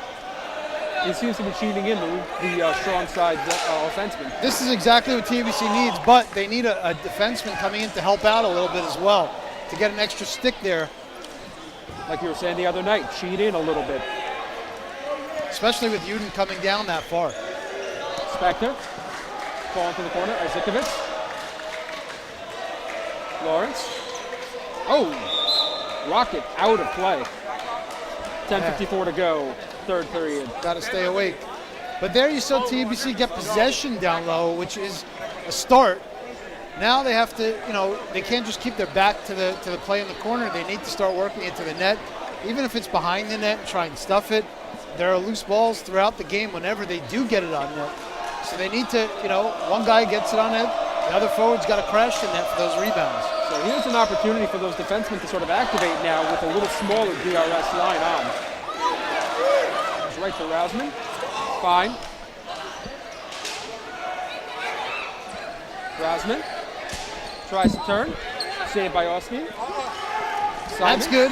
That's a good job by Rousman getting a shot on goal out of the corner. Kaiser. Kaiser behind the net. Kaiser trying to back it through. Ball kept in. Yeah, if I'm Kaiser there, I don't make that back pass. I don't make that back pass because if you miss that pass, it can come out of the zone automatically. So you got to be a little careful. I would go side to side on the pass or climb up the boards a little bit more and send it towards the net. And you never know what to go. Third period of play. Ball backhanded into the zone. Vital. TABC's third line on. Pakris sends the ball into the zone. Kraus. Pounded by Bornstein. Gets the ball to the line anyhow. And we have Frankel. The ball kept in. Kraus. Ball wasn't kept in, but it was touched by DRS. Mattel. Cleared out of the zone. Mattel dropping back in. Romberg, the fine stripping it from him. Bornstein. Bornstein muscling his way around Kraus, but Kraus taking the ball from him. Kraus sending the ball to the middle, and Austin will draw a whistle with 9:23 to go. DRS doing a good job keeping TABC from the middle of the floor. So, yeah, I see what's happening. Larry's putting Lawrence on every other shift no matter what. Doesn't matter if it's with Spector or anybody. He's just making those changes, but he wants Lawrence on as much as possible. As you have the third line offense that produced that second goal just a few minutes ago. Khan backhands it. Simon dropping back. Simon backhands it. Ball bouncing back to unfortunate bounce as we have DRS is still offside.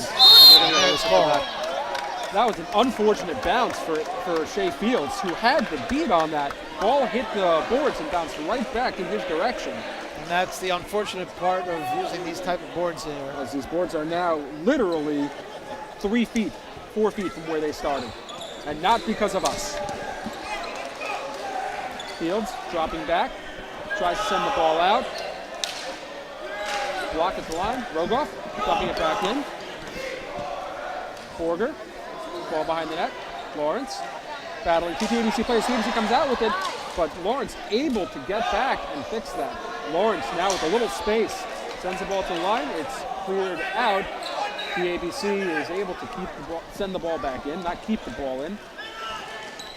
Backhanded by Krause. Lawrence bodying in front of Fields. Has two TABC players on him, and that'll allow Rogoff to send the ball out with 8:13 to go. Rogoff, the difference maker to this point, the second goal for DRS. Borger comes around, sends the ball out. We still have an offsides for TABC. Ball sent behind the zone, behind the goal. Out to Lawrence. Lawrence, ball up in the air. And time now, there was time, and Borger rushed that one, as we now have TABC He's coming out with it. Ball cleared out of the zone by Ritter. Ritter winding up and sending out to one on net. That one was blocked and sent out of the zone by Borger. As Lawrence going back with Kaiser. One thing you have to watch for is Lawrence being on the floor for too long, because it's a long bench change here. And it's hard to change in shift on the fly. It's going to be a long bench change for another minute 8 as this period really ticking by. 5 minutes gone, and we are just about halfway through the third period. About the point where the game changed the other day as TABC offside with Rausman, Frankel, and Uden. Not able to get a pass fast. Uden winding up and about the ball. Uden sending the ball to the net and blocked. Lawrence with Kaiser on him, sends the ball back to Frankel. Glove down by Rausman. Ball knocked in the air. Frankel and Rausman battling. Lawrence tries to send it to Frankel, and TABC picks it back up. And out of the zone by Ritter, coming back to make the play. Frankel and Fine, as Fine makes the change on for Lawrence with 6:21 to go. Ball coming around the net to the line. Stopped at the line by Ritter from Krause. Ritter bodying his way into getting bodied off by Krause. Krause sends it. Ritter, ball under his feet, not ready for it. Fine. As we will get our first whistle in about 3.5 minutes of play. Yeah, it is super difficult for TABC to manufacture anything 4-on-4 consistently. It's very, very hard for them. This is where the big bodies on the DRS back line really are making a difference. Clogging up the middle, not allowing them with 5:55 to go as we have our mid-period shift. It's more than big bodies. They're out hustling TABC, and they're sending more balls towards the net. You don't really see that much from TABC. You just saw them gaining possession down deep, and instead of sending it towards the net, they try to cross-court point pass that just rolled out of the zone. Is there a bit of weariness about maybe the physicality that DRS is playing with? We've been seeing a couple of TABC players go down through no fault of any misplays, but just because of the contact of the sport. Yeah, they are clearly the stronger team, physically. Ball not able to be kept in as Fine sends it. Spector loves it, keeps it in, backhands it low, nobody there. Brothman with Cochras hounding him. 5:25 left to go. Brothman turns around and backhands it out of the zone. Fine behind the net with two TABC players on him. Stein sends it to the line, kept in by Simon. Bornstein backs up, sends it to the back wall. And it's cleared out on net and gloved by Austin with 5:08 to go. Yeah, it's a welcome deep zone faceoff for TABC, who's struggling to manufacture offense now. Maybe they can get a break off the faceoff and maybe change momentum. But if you look at it, 4-on-4, it's 2-0 DRS tonight. Yep. With TABC just scoring their goal shorthanded off that mistake. So TABC going with their top line, DRS going with a third line to match up. But now we have a situation though where Tzvika Paleov can keep this line on and still use a timeout, as we mentioned the other night. Yeah, he's been going very deep on his bench. We're going to see most likely him tighten it up at this point. Ball sent out of play. And he really needs to figure out who his players are that are really going tonight and start throwing them out there, really just 2 lines back and forth. There's no time for 3 lines now. Yep. 4:59 left. We are in crunch time.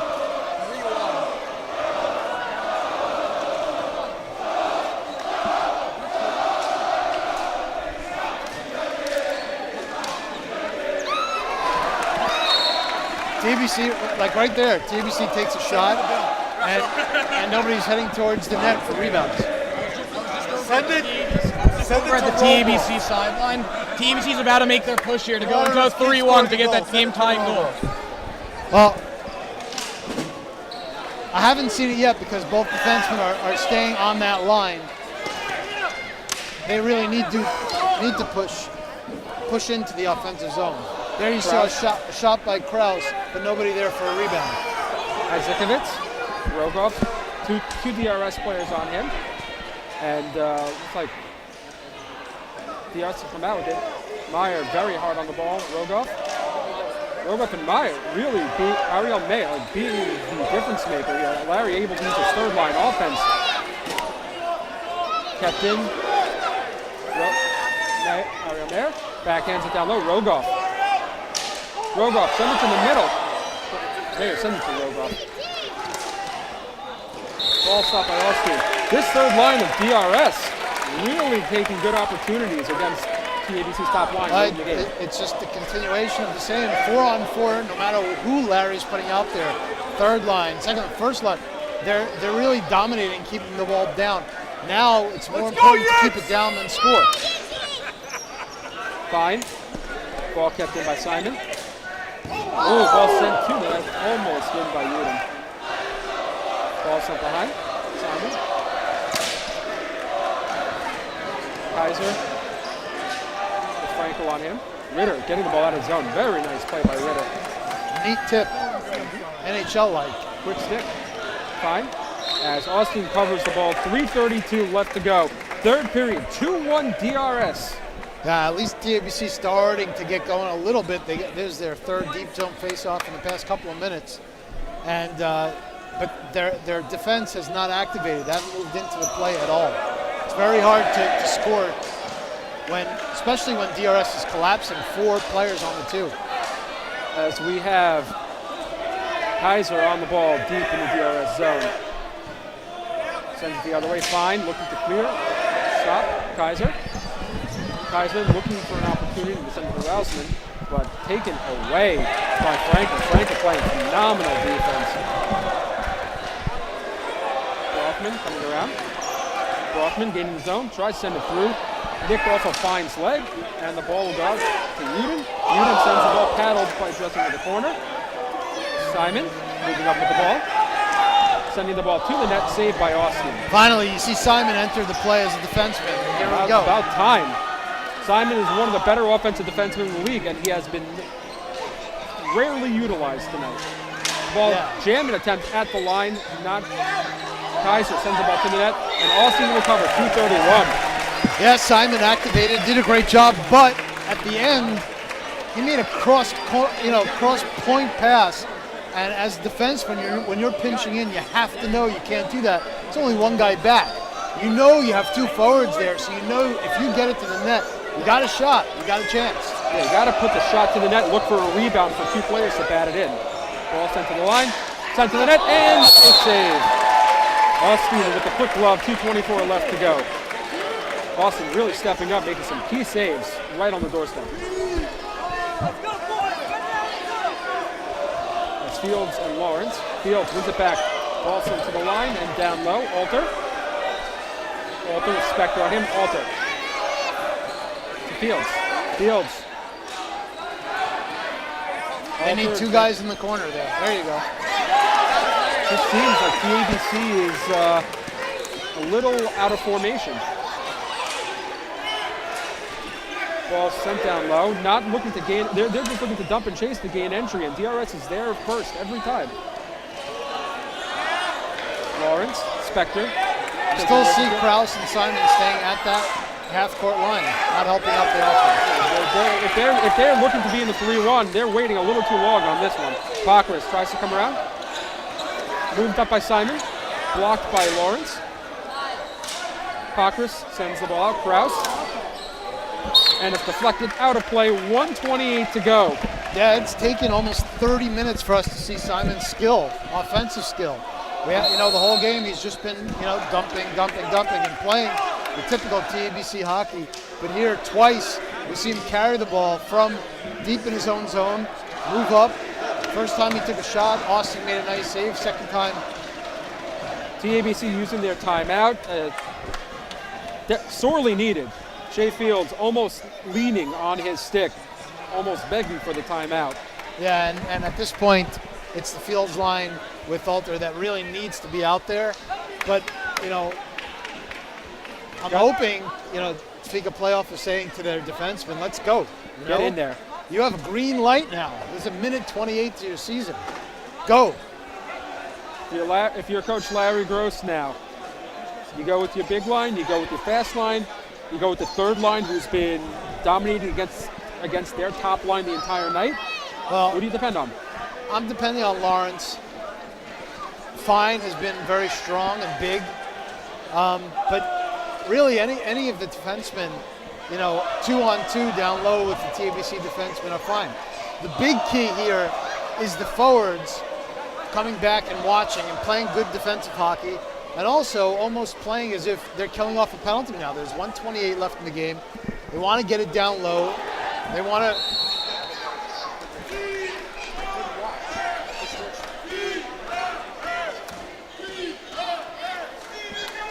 1:28 to go. We have very little time left, and let's make it a break time for TABC.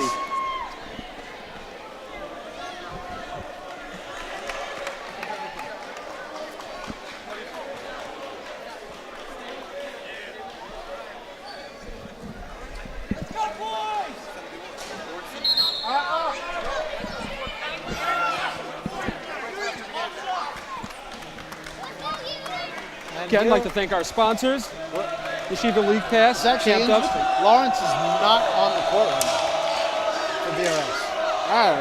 Maybe just looking for the mismatch. But again, with 1:28 left, I agree.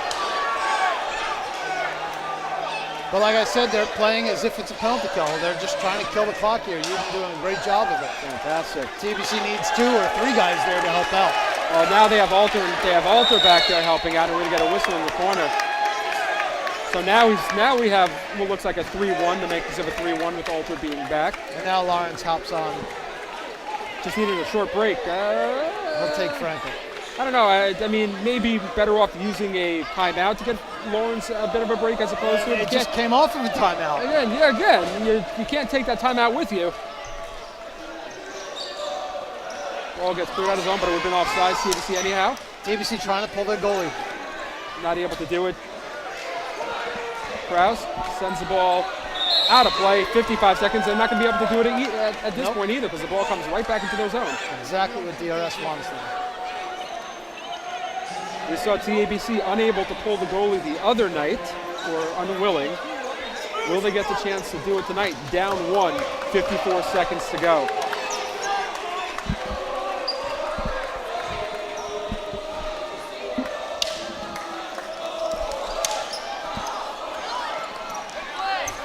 Lawrence with ease just turns and sends it all the way down. As Uden tries to tuck it in, not getting it. Kraus sends the ball in. Lawrence, ball on Lawrence's stick. Lawrence has been the best player on this floor all night. Kraus keeps it and sends it into the corner. Rausman. Kraus trying to keep the ball in. Bornstein with a great play with his hand and misses the net. Kraus, as you have 2 players down by the side of the net. 20 seconds. And we're going to get a whistle for stoppage and play. 17.5 to go. Clean play, but a hurt Yitzi Uden coming off the floor. Can't figure out for the life of me why DRS's coach is on the floor right now. And I'm not sure Seems as to to why. be a habit for him. And I'm not sure why the face-off is in the TABC zone. The whistle was blown for Uden. Yeah. But magically, right after the whistle, he popped right up. So No, but why is the face-off in TABC zone? I don't know why Giller, the coach for DRS, on the floor now. 17-5 left. Refs have this under control.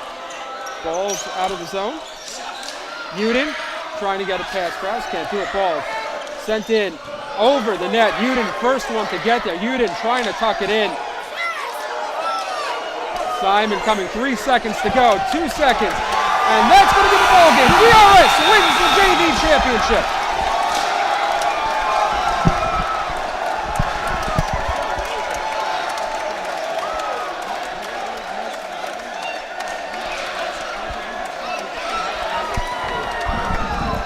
I couldn't see it after that because I was doing this.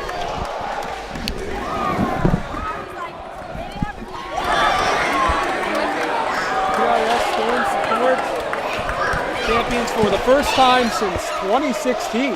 And they deserved it for sure. I mean, they had the best. Coming in, and about the game that they played early on in the season, They came here as looking like, and they had players that created for themselves, for their line mates, and it worked out great. You know, that's what it takes to win. They also were hustling. They had the hustle tonight a lot more than TABC, and that's really the difference. Definitely, we await the trophy presentation now for the first JV champion since 2019, and it is the DRS Wildcats.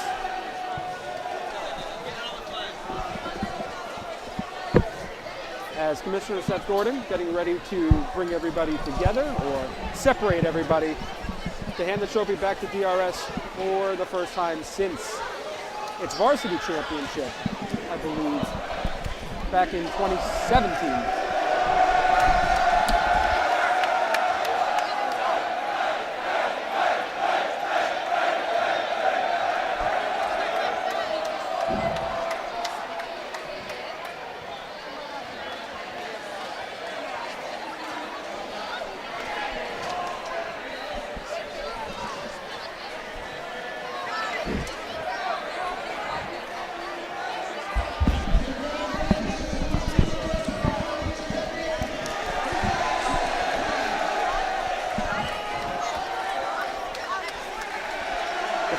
Before Seth gives out, Commissioner Gordon gives out the championship trophy and the MVP trophy.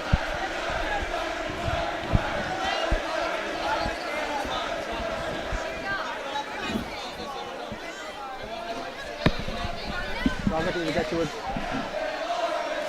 And I think they have the right of it. I think the fans have the right of this on this one.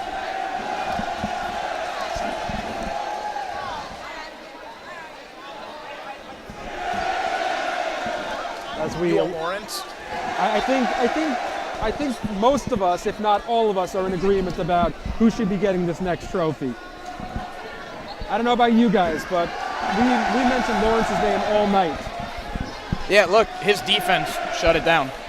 He was just a complete stopper for the TABC offense. David and I had been saying that the entire night, and I'm not sure how much opposition there's going to be, but I think, look, there are many people that it could be. We think Lawrence is a step ahead of everybody else. There are other people who couldn't be surprised if they were given the trophy. Look, Uden. yeah, Uden was a force. Whenever he got the ball, it was possession. He was going back and forth behind the net. Got himself the first goal, which started DRS off. You know, what was it, Austin? Austin played well, and now with the exception of that one goal where he was literally left hung out to dry on a power play. Look, it's not often when you're on a penalty kill you get against DRS 3 years ago to end that game. Well, for me it was more Avi Orlau against SAR, but okay, we were going back almost a decade or so. Less. Can you believe it's almost that way? Yeah. So let's also bring in Josh Cass for a little bit here. Josh, having MVP is announced. Turn this on. Josh is going to join in a post-game interview. Gonna find it. Should I go get Lawrence? I'm gonna go get Lawrence. Take my headset.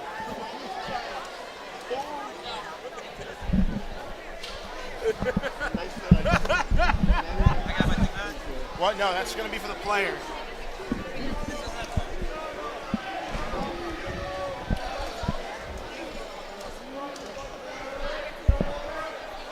It's crossed.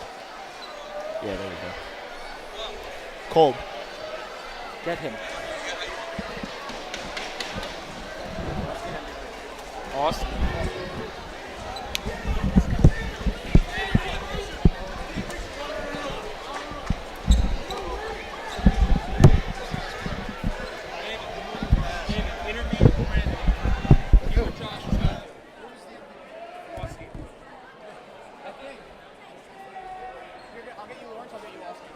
Get them both.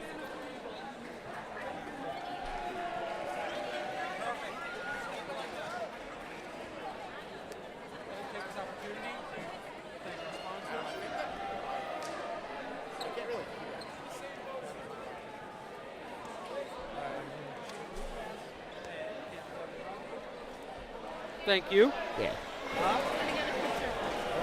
As we bring in Nathaniel Lawrence for a post-game interview.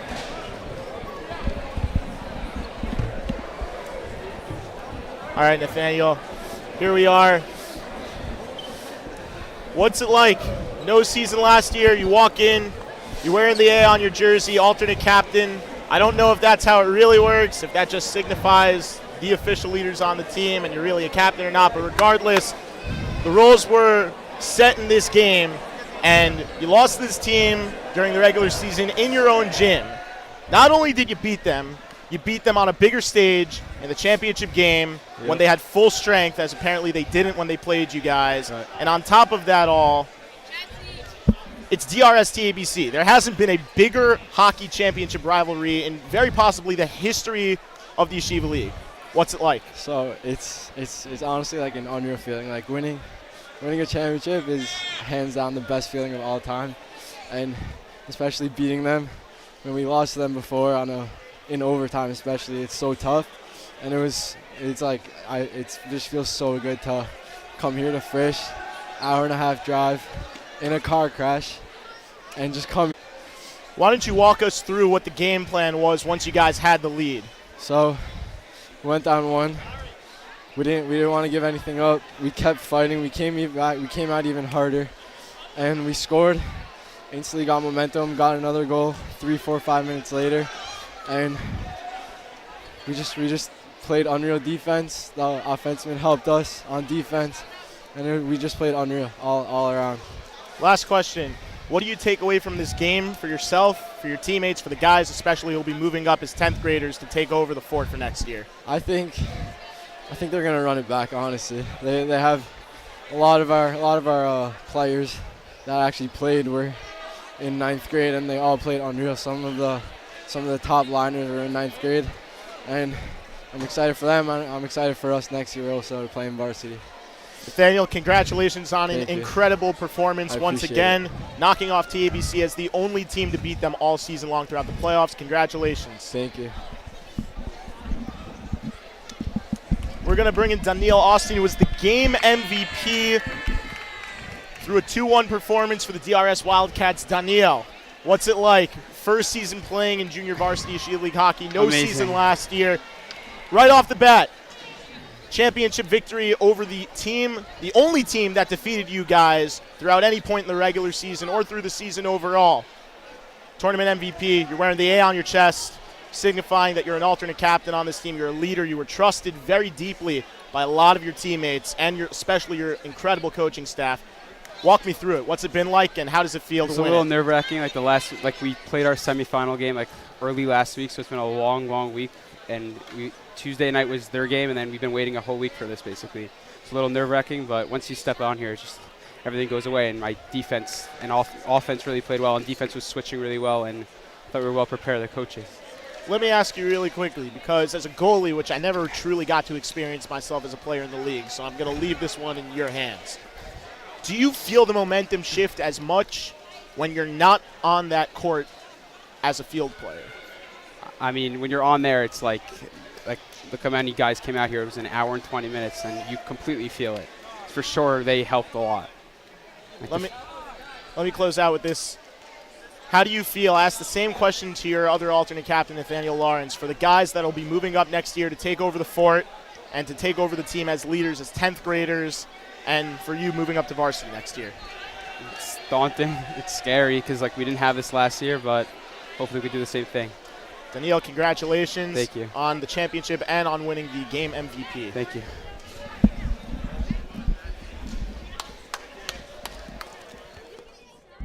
We'll be back just a few short moments after a word from our sponsors. DRS, once again, winners of the 2022 MYHSAL JV Championship game.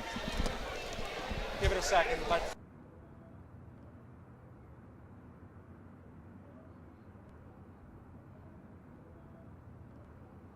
When I was in 9th grade, someone told me to give up on ball. He told me, basketball will only take you so far in life. You're not going to make it to the NBA, he said. What he was missing is that making it to the NBA isn't the only reason why we play.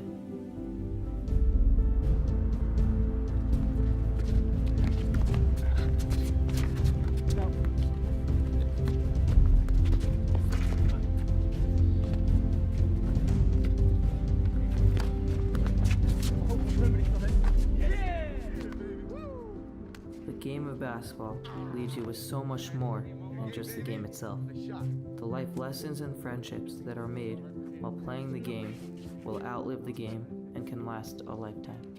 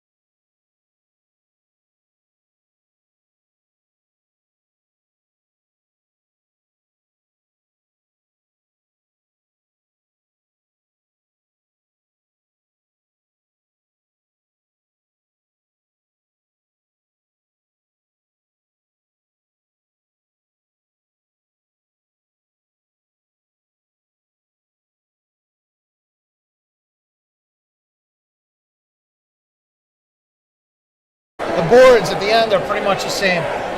The boards on the side are the same. The only thing that's missing are the white netting.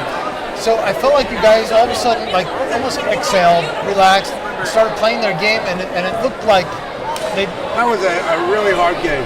But we put a low with off furlough coaching patterns tonight. Out of the three, lines and rotated him and really pressed him because he was... I don't think he missed a clearing opportunity the whole night. Did that because, unlike back in the day when I was against you and when I was against Elliot, I'm a little older now, hopefully a little smarter. So you tap, and this is what we had to have out there, and he's a special player. Clearly, you stick with the horse that brought you to the Absolutely. But listen, one more time, TABC, that was a hell of a hockey game. That was a hell of a hockey game. They're a hell of a hockey team. Well, what was the bench like when they scored that shorthanded goal? Clearly, it affected your team. Nobody wants to be down 1-0, and nobody wants to be down 1-0 on a shorthanded goal. And as I said a few minutes earlier, our power play wasn't what we wanted it, but we didn't lie down, and we came back, and a couple of shifts after that, we scored, and that's it. Coming into tonight, we had spoken, and you had discussed with me maybe moving a little bit deeper into the bench if you want to, considering the third line and maybe the deeper lines was sort of the same. But it seemed like after Rogoff and Ariel Mayer started clicking out there, you left them out there. We left it. We had one more person who I don't want to mention that we were almost ready to stick out there, but then they scored and we left it out there, and they played very, very well. Well, you did a great job, having a feel for the game tonight, and the coaching in the third period was tremendous. You really did everything you needed to do tonight to really help your team win a championship, and it's certainly well-deserved.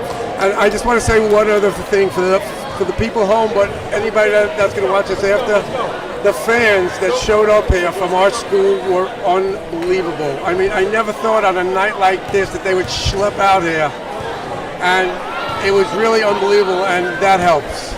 So that's DRS is always known to travel well and support their teams. We travel well. That's why everybody wants us in the bowl game. Thank you very much, Larry. You are very welcome, and thank again. you guys. Congrats again, Larry. Thank you. So we will take one short commercial break, and then we'll have last few words from David, and we'll bring Avi Don and Josh Cass back in for our final words.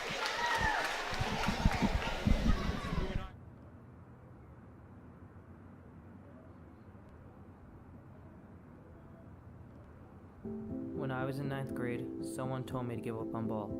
He told me, basketball will only take you so far in life. You're not going to make it to the NBA, he said. What he was missing is that making it to the NBA isn't the only reason why we play.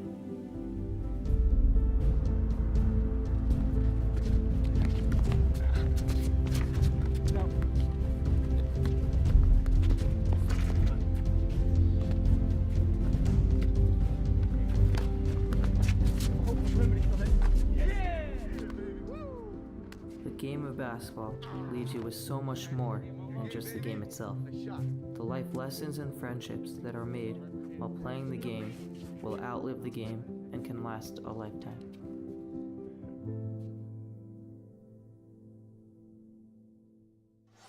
And we're back live at Frisch with the aftermath of the MYHSAL JV Championship game. DRS, again, 2-1 winners over TABC. And Dave, again, I said it on Sunday night, but there are so many people that we have to thank for making this even possible again. Even just being able to have a single hockey game, much less a season and a championship and champions to crown. I venture to say that the two championships that we saw, pretty befitting of sort of hopefully a welcome back party. Yeah, both games were great. Both went, this one went to the final seconds. It was a one-goal game. The other game 2 nights ago, with 6:13 left, it became a tie game. And then Frisch really took over.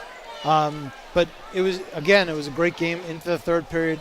The fans for the 4 sets of fans that came were great. And it's just great to see, even mingling after the game, it's great to see that again. What did we do without this for 2 years? We waited for this. That's what we did. It's not we. It's the kids. Yes. The 10th graders missed playing as 9th graders. The 12th graders the other night missed playing as 11th graders. All the grades missed. So it's really the coaches. It's the players. Those are the people, the parents. Those are the people that really miss the stuff. And for them to play, and here tonight, TBC, they came in here, they were undefeated. They came in here. The great part of it is they know there is a next year and the year after for them. We hope. Maybe even one more. Of course, we hope. We hope there's no additional waves or of anything, but there's tomorrow for them. It's not like the end for Varsity. So for TBC, they fell 1 goal short tonight, but, for the 10th graders, they're going to be moving on to Varsity, and they'll definitely learn from this year.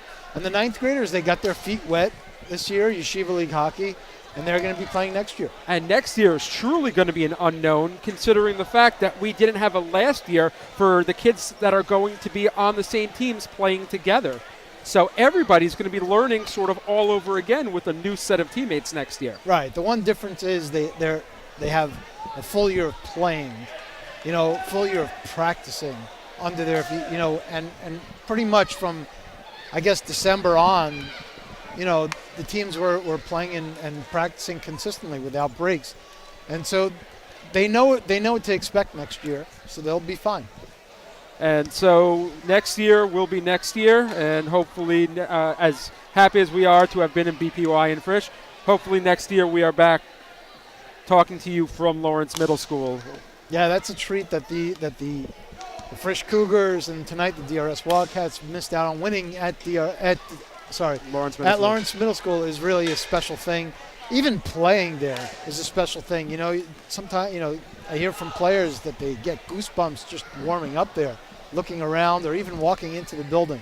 Yeah. It's definitely a different experience playing here or BPY.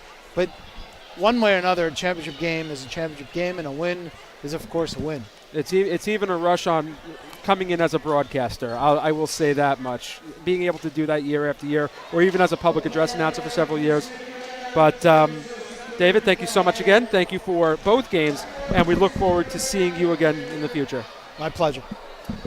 Take a short break, come right back. We'll wrap it up with Josh Cass, Avidan Berman, and we'll send you off to the basketball championships next week.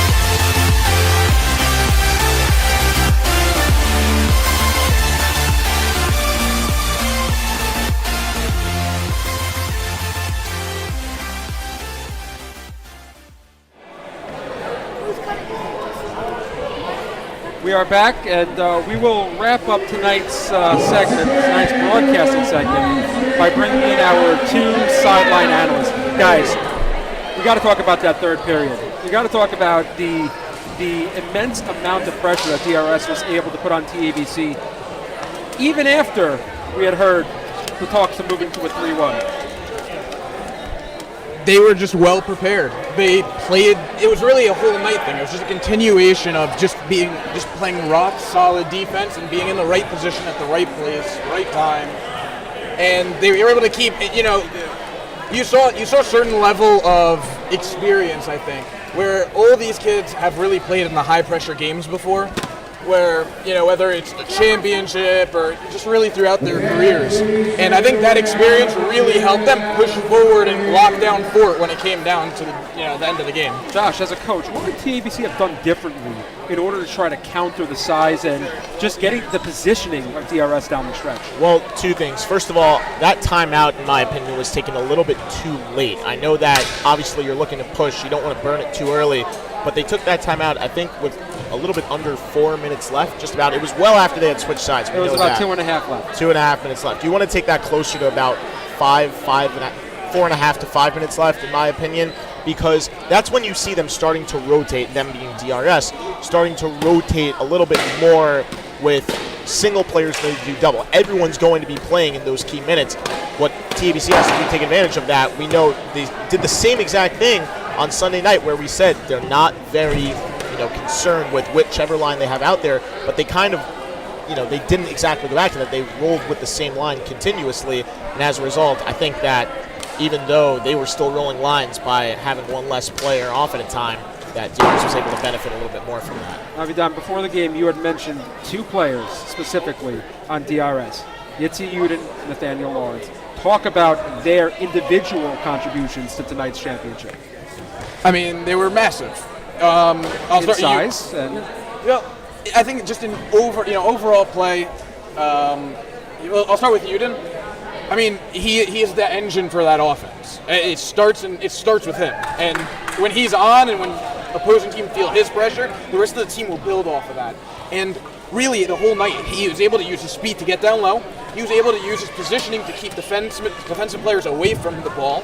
And he was able to just control the game behind the net where it's not dangerous for his own team. And he's able to get himself to get to the front of the net. And being able to do that as an offenseman, have that kind of control in the game, especially at this age, is really special to watch. For Lawrence, I mean, there isn't anything you can say about the defensive game he played tonight. I mean, you can't really go and pick out now a TABC player who was able to really do anything when he was on the floor, and he was one guy. You know, if he's on the side of the ball, he won every ball battle. If he was in the middle, there was no lane to get the ball to the middle or get the ball out to the 3-point line or wherever TABC was putting their offensemen.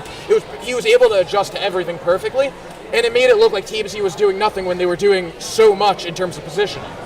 And both players just massive impacts. Having seen them play throughout the year, considering you played them twice, were there any adjustments that they've made from beginning to end that really helped contribute that may not have been there at the beginning of this season? At the beginning of this season, we saw, as Avidan mentioned, that Yitzhak was able to use that size and that speed.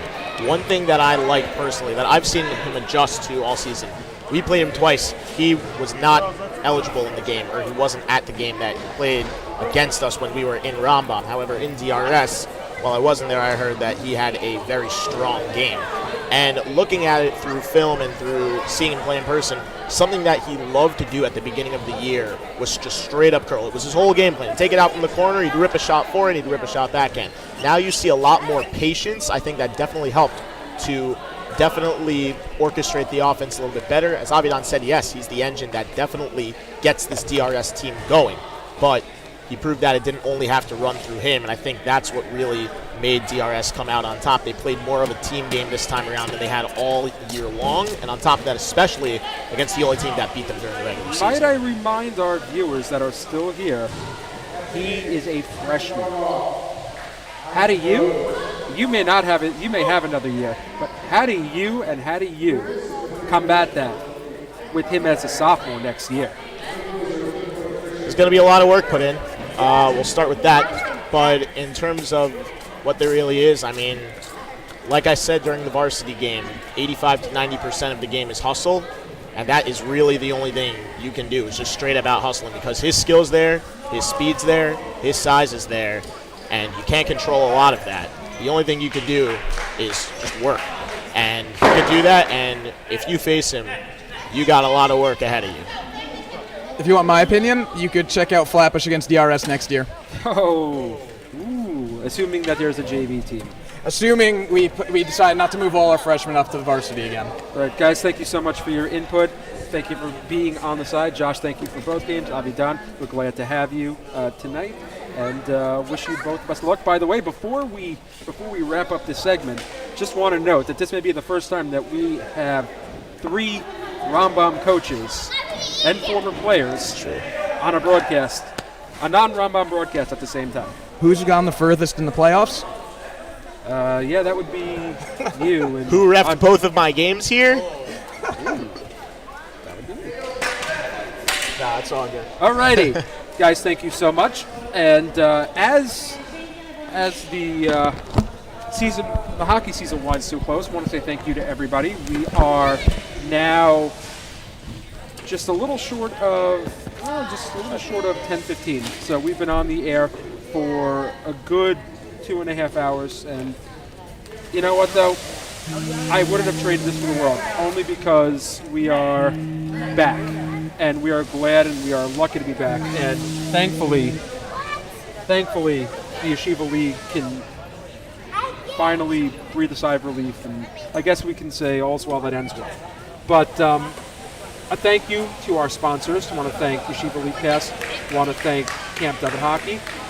Thank you to the Frisch Broadcasting crew for their amazing work, not only tonight, but also Sunday night for the championship game. Congratulations to the Frisch Cougars on a varsity championship. Thank you to Frisch and BPY for hosting 2 fantastic games that are, as I said before, absolutely worthy of heralding us back into the Yeshiva League era. With that being said, I want to say thank you to all of our viewers, and want to remind everybody, Sunday night we will have the JV and Varsity Basketball Championships, MYHSAL.com, your place for the link. The Yeshiva Sports Network, in combination with Max Live, will be presenting that game. You can catch us either on either site, either the MYHSAL website or on Max Live. Once again, for David Cole, for Avidan Berman, for Josh Cass, for everybody who has played a game of hockey this season, on behalf of all our contributors here. Thank you to everybody who made this game possible. Thank you to everybody who made the Yeshiva League possible this year. All of our tireless and countless medical staffs, teams, coaches. Thank you for making this as good as it needed to be to come back. And we cannot wait to see what you do for us next year. Thank you so much, everybody. Have a great night.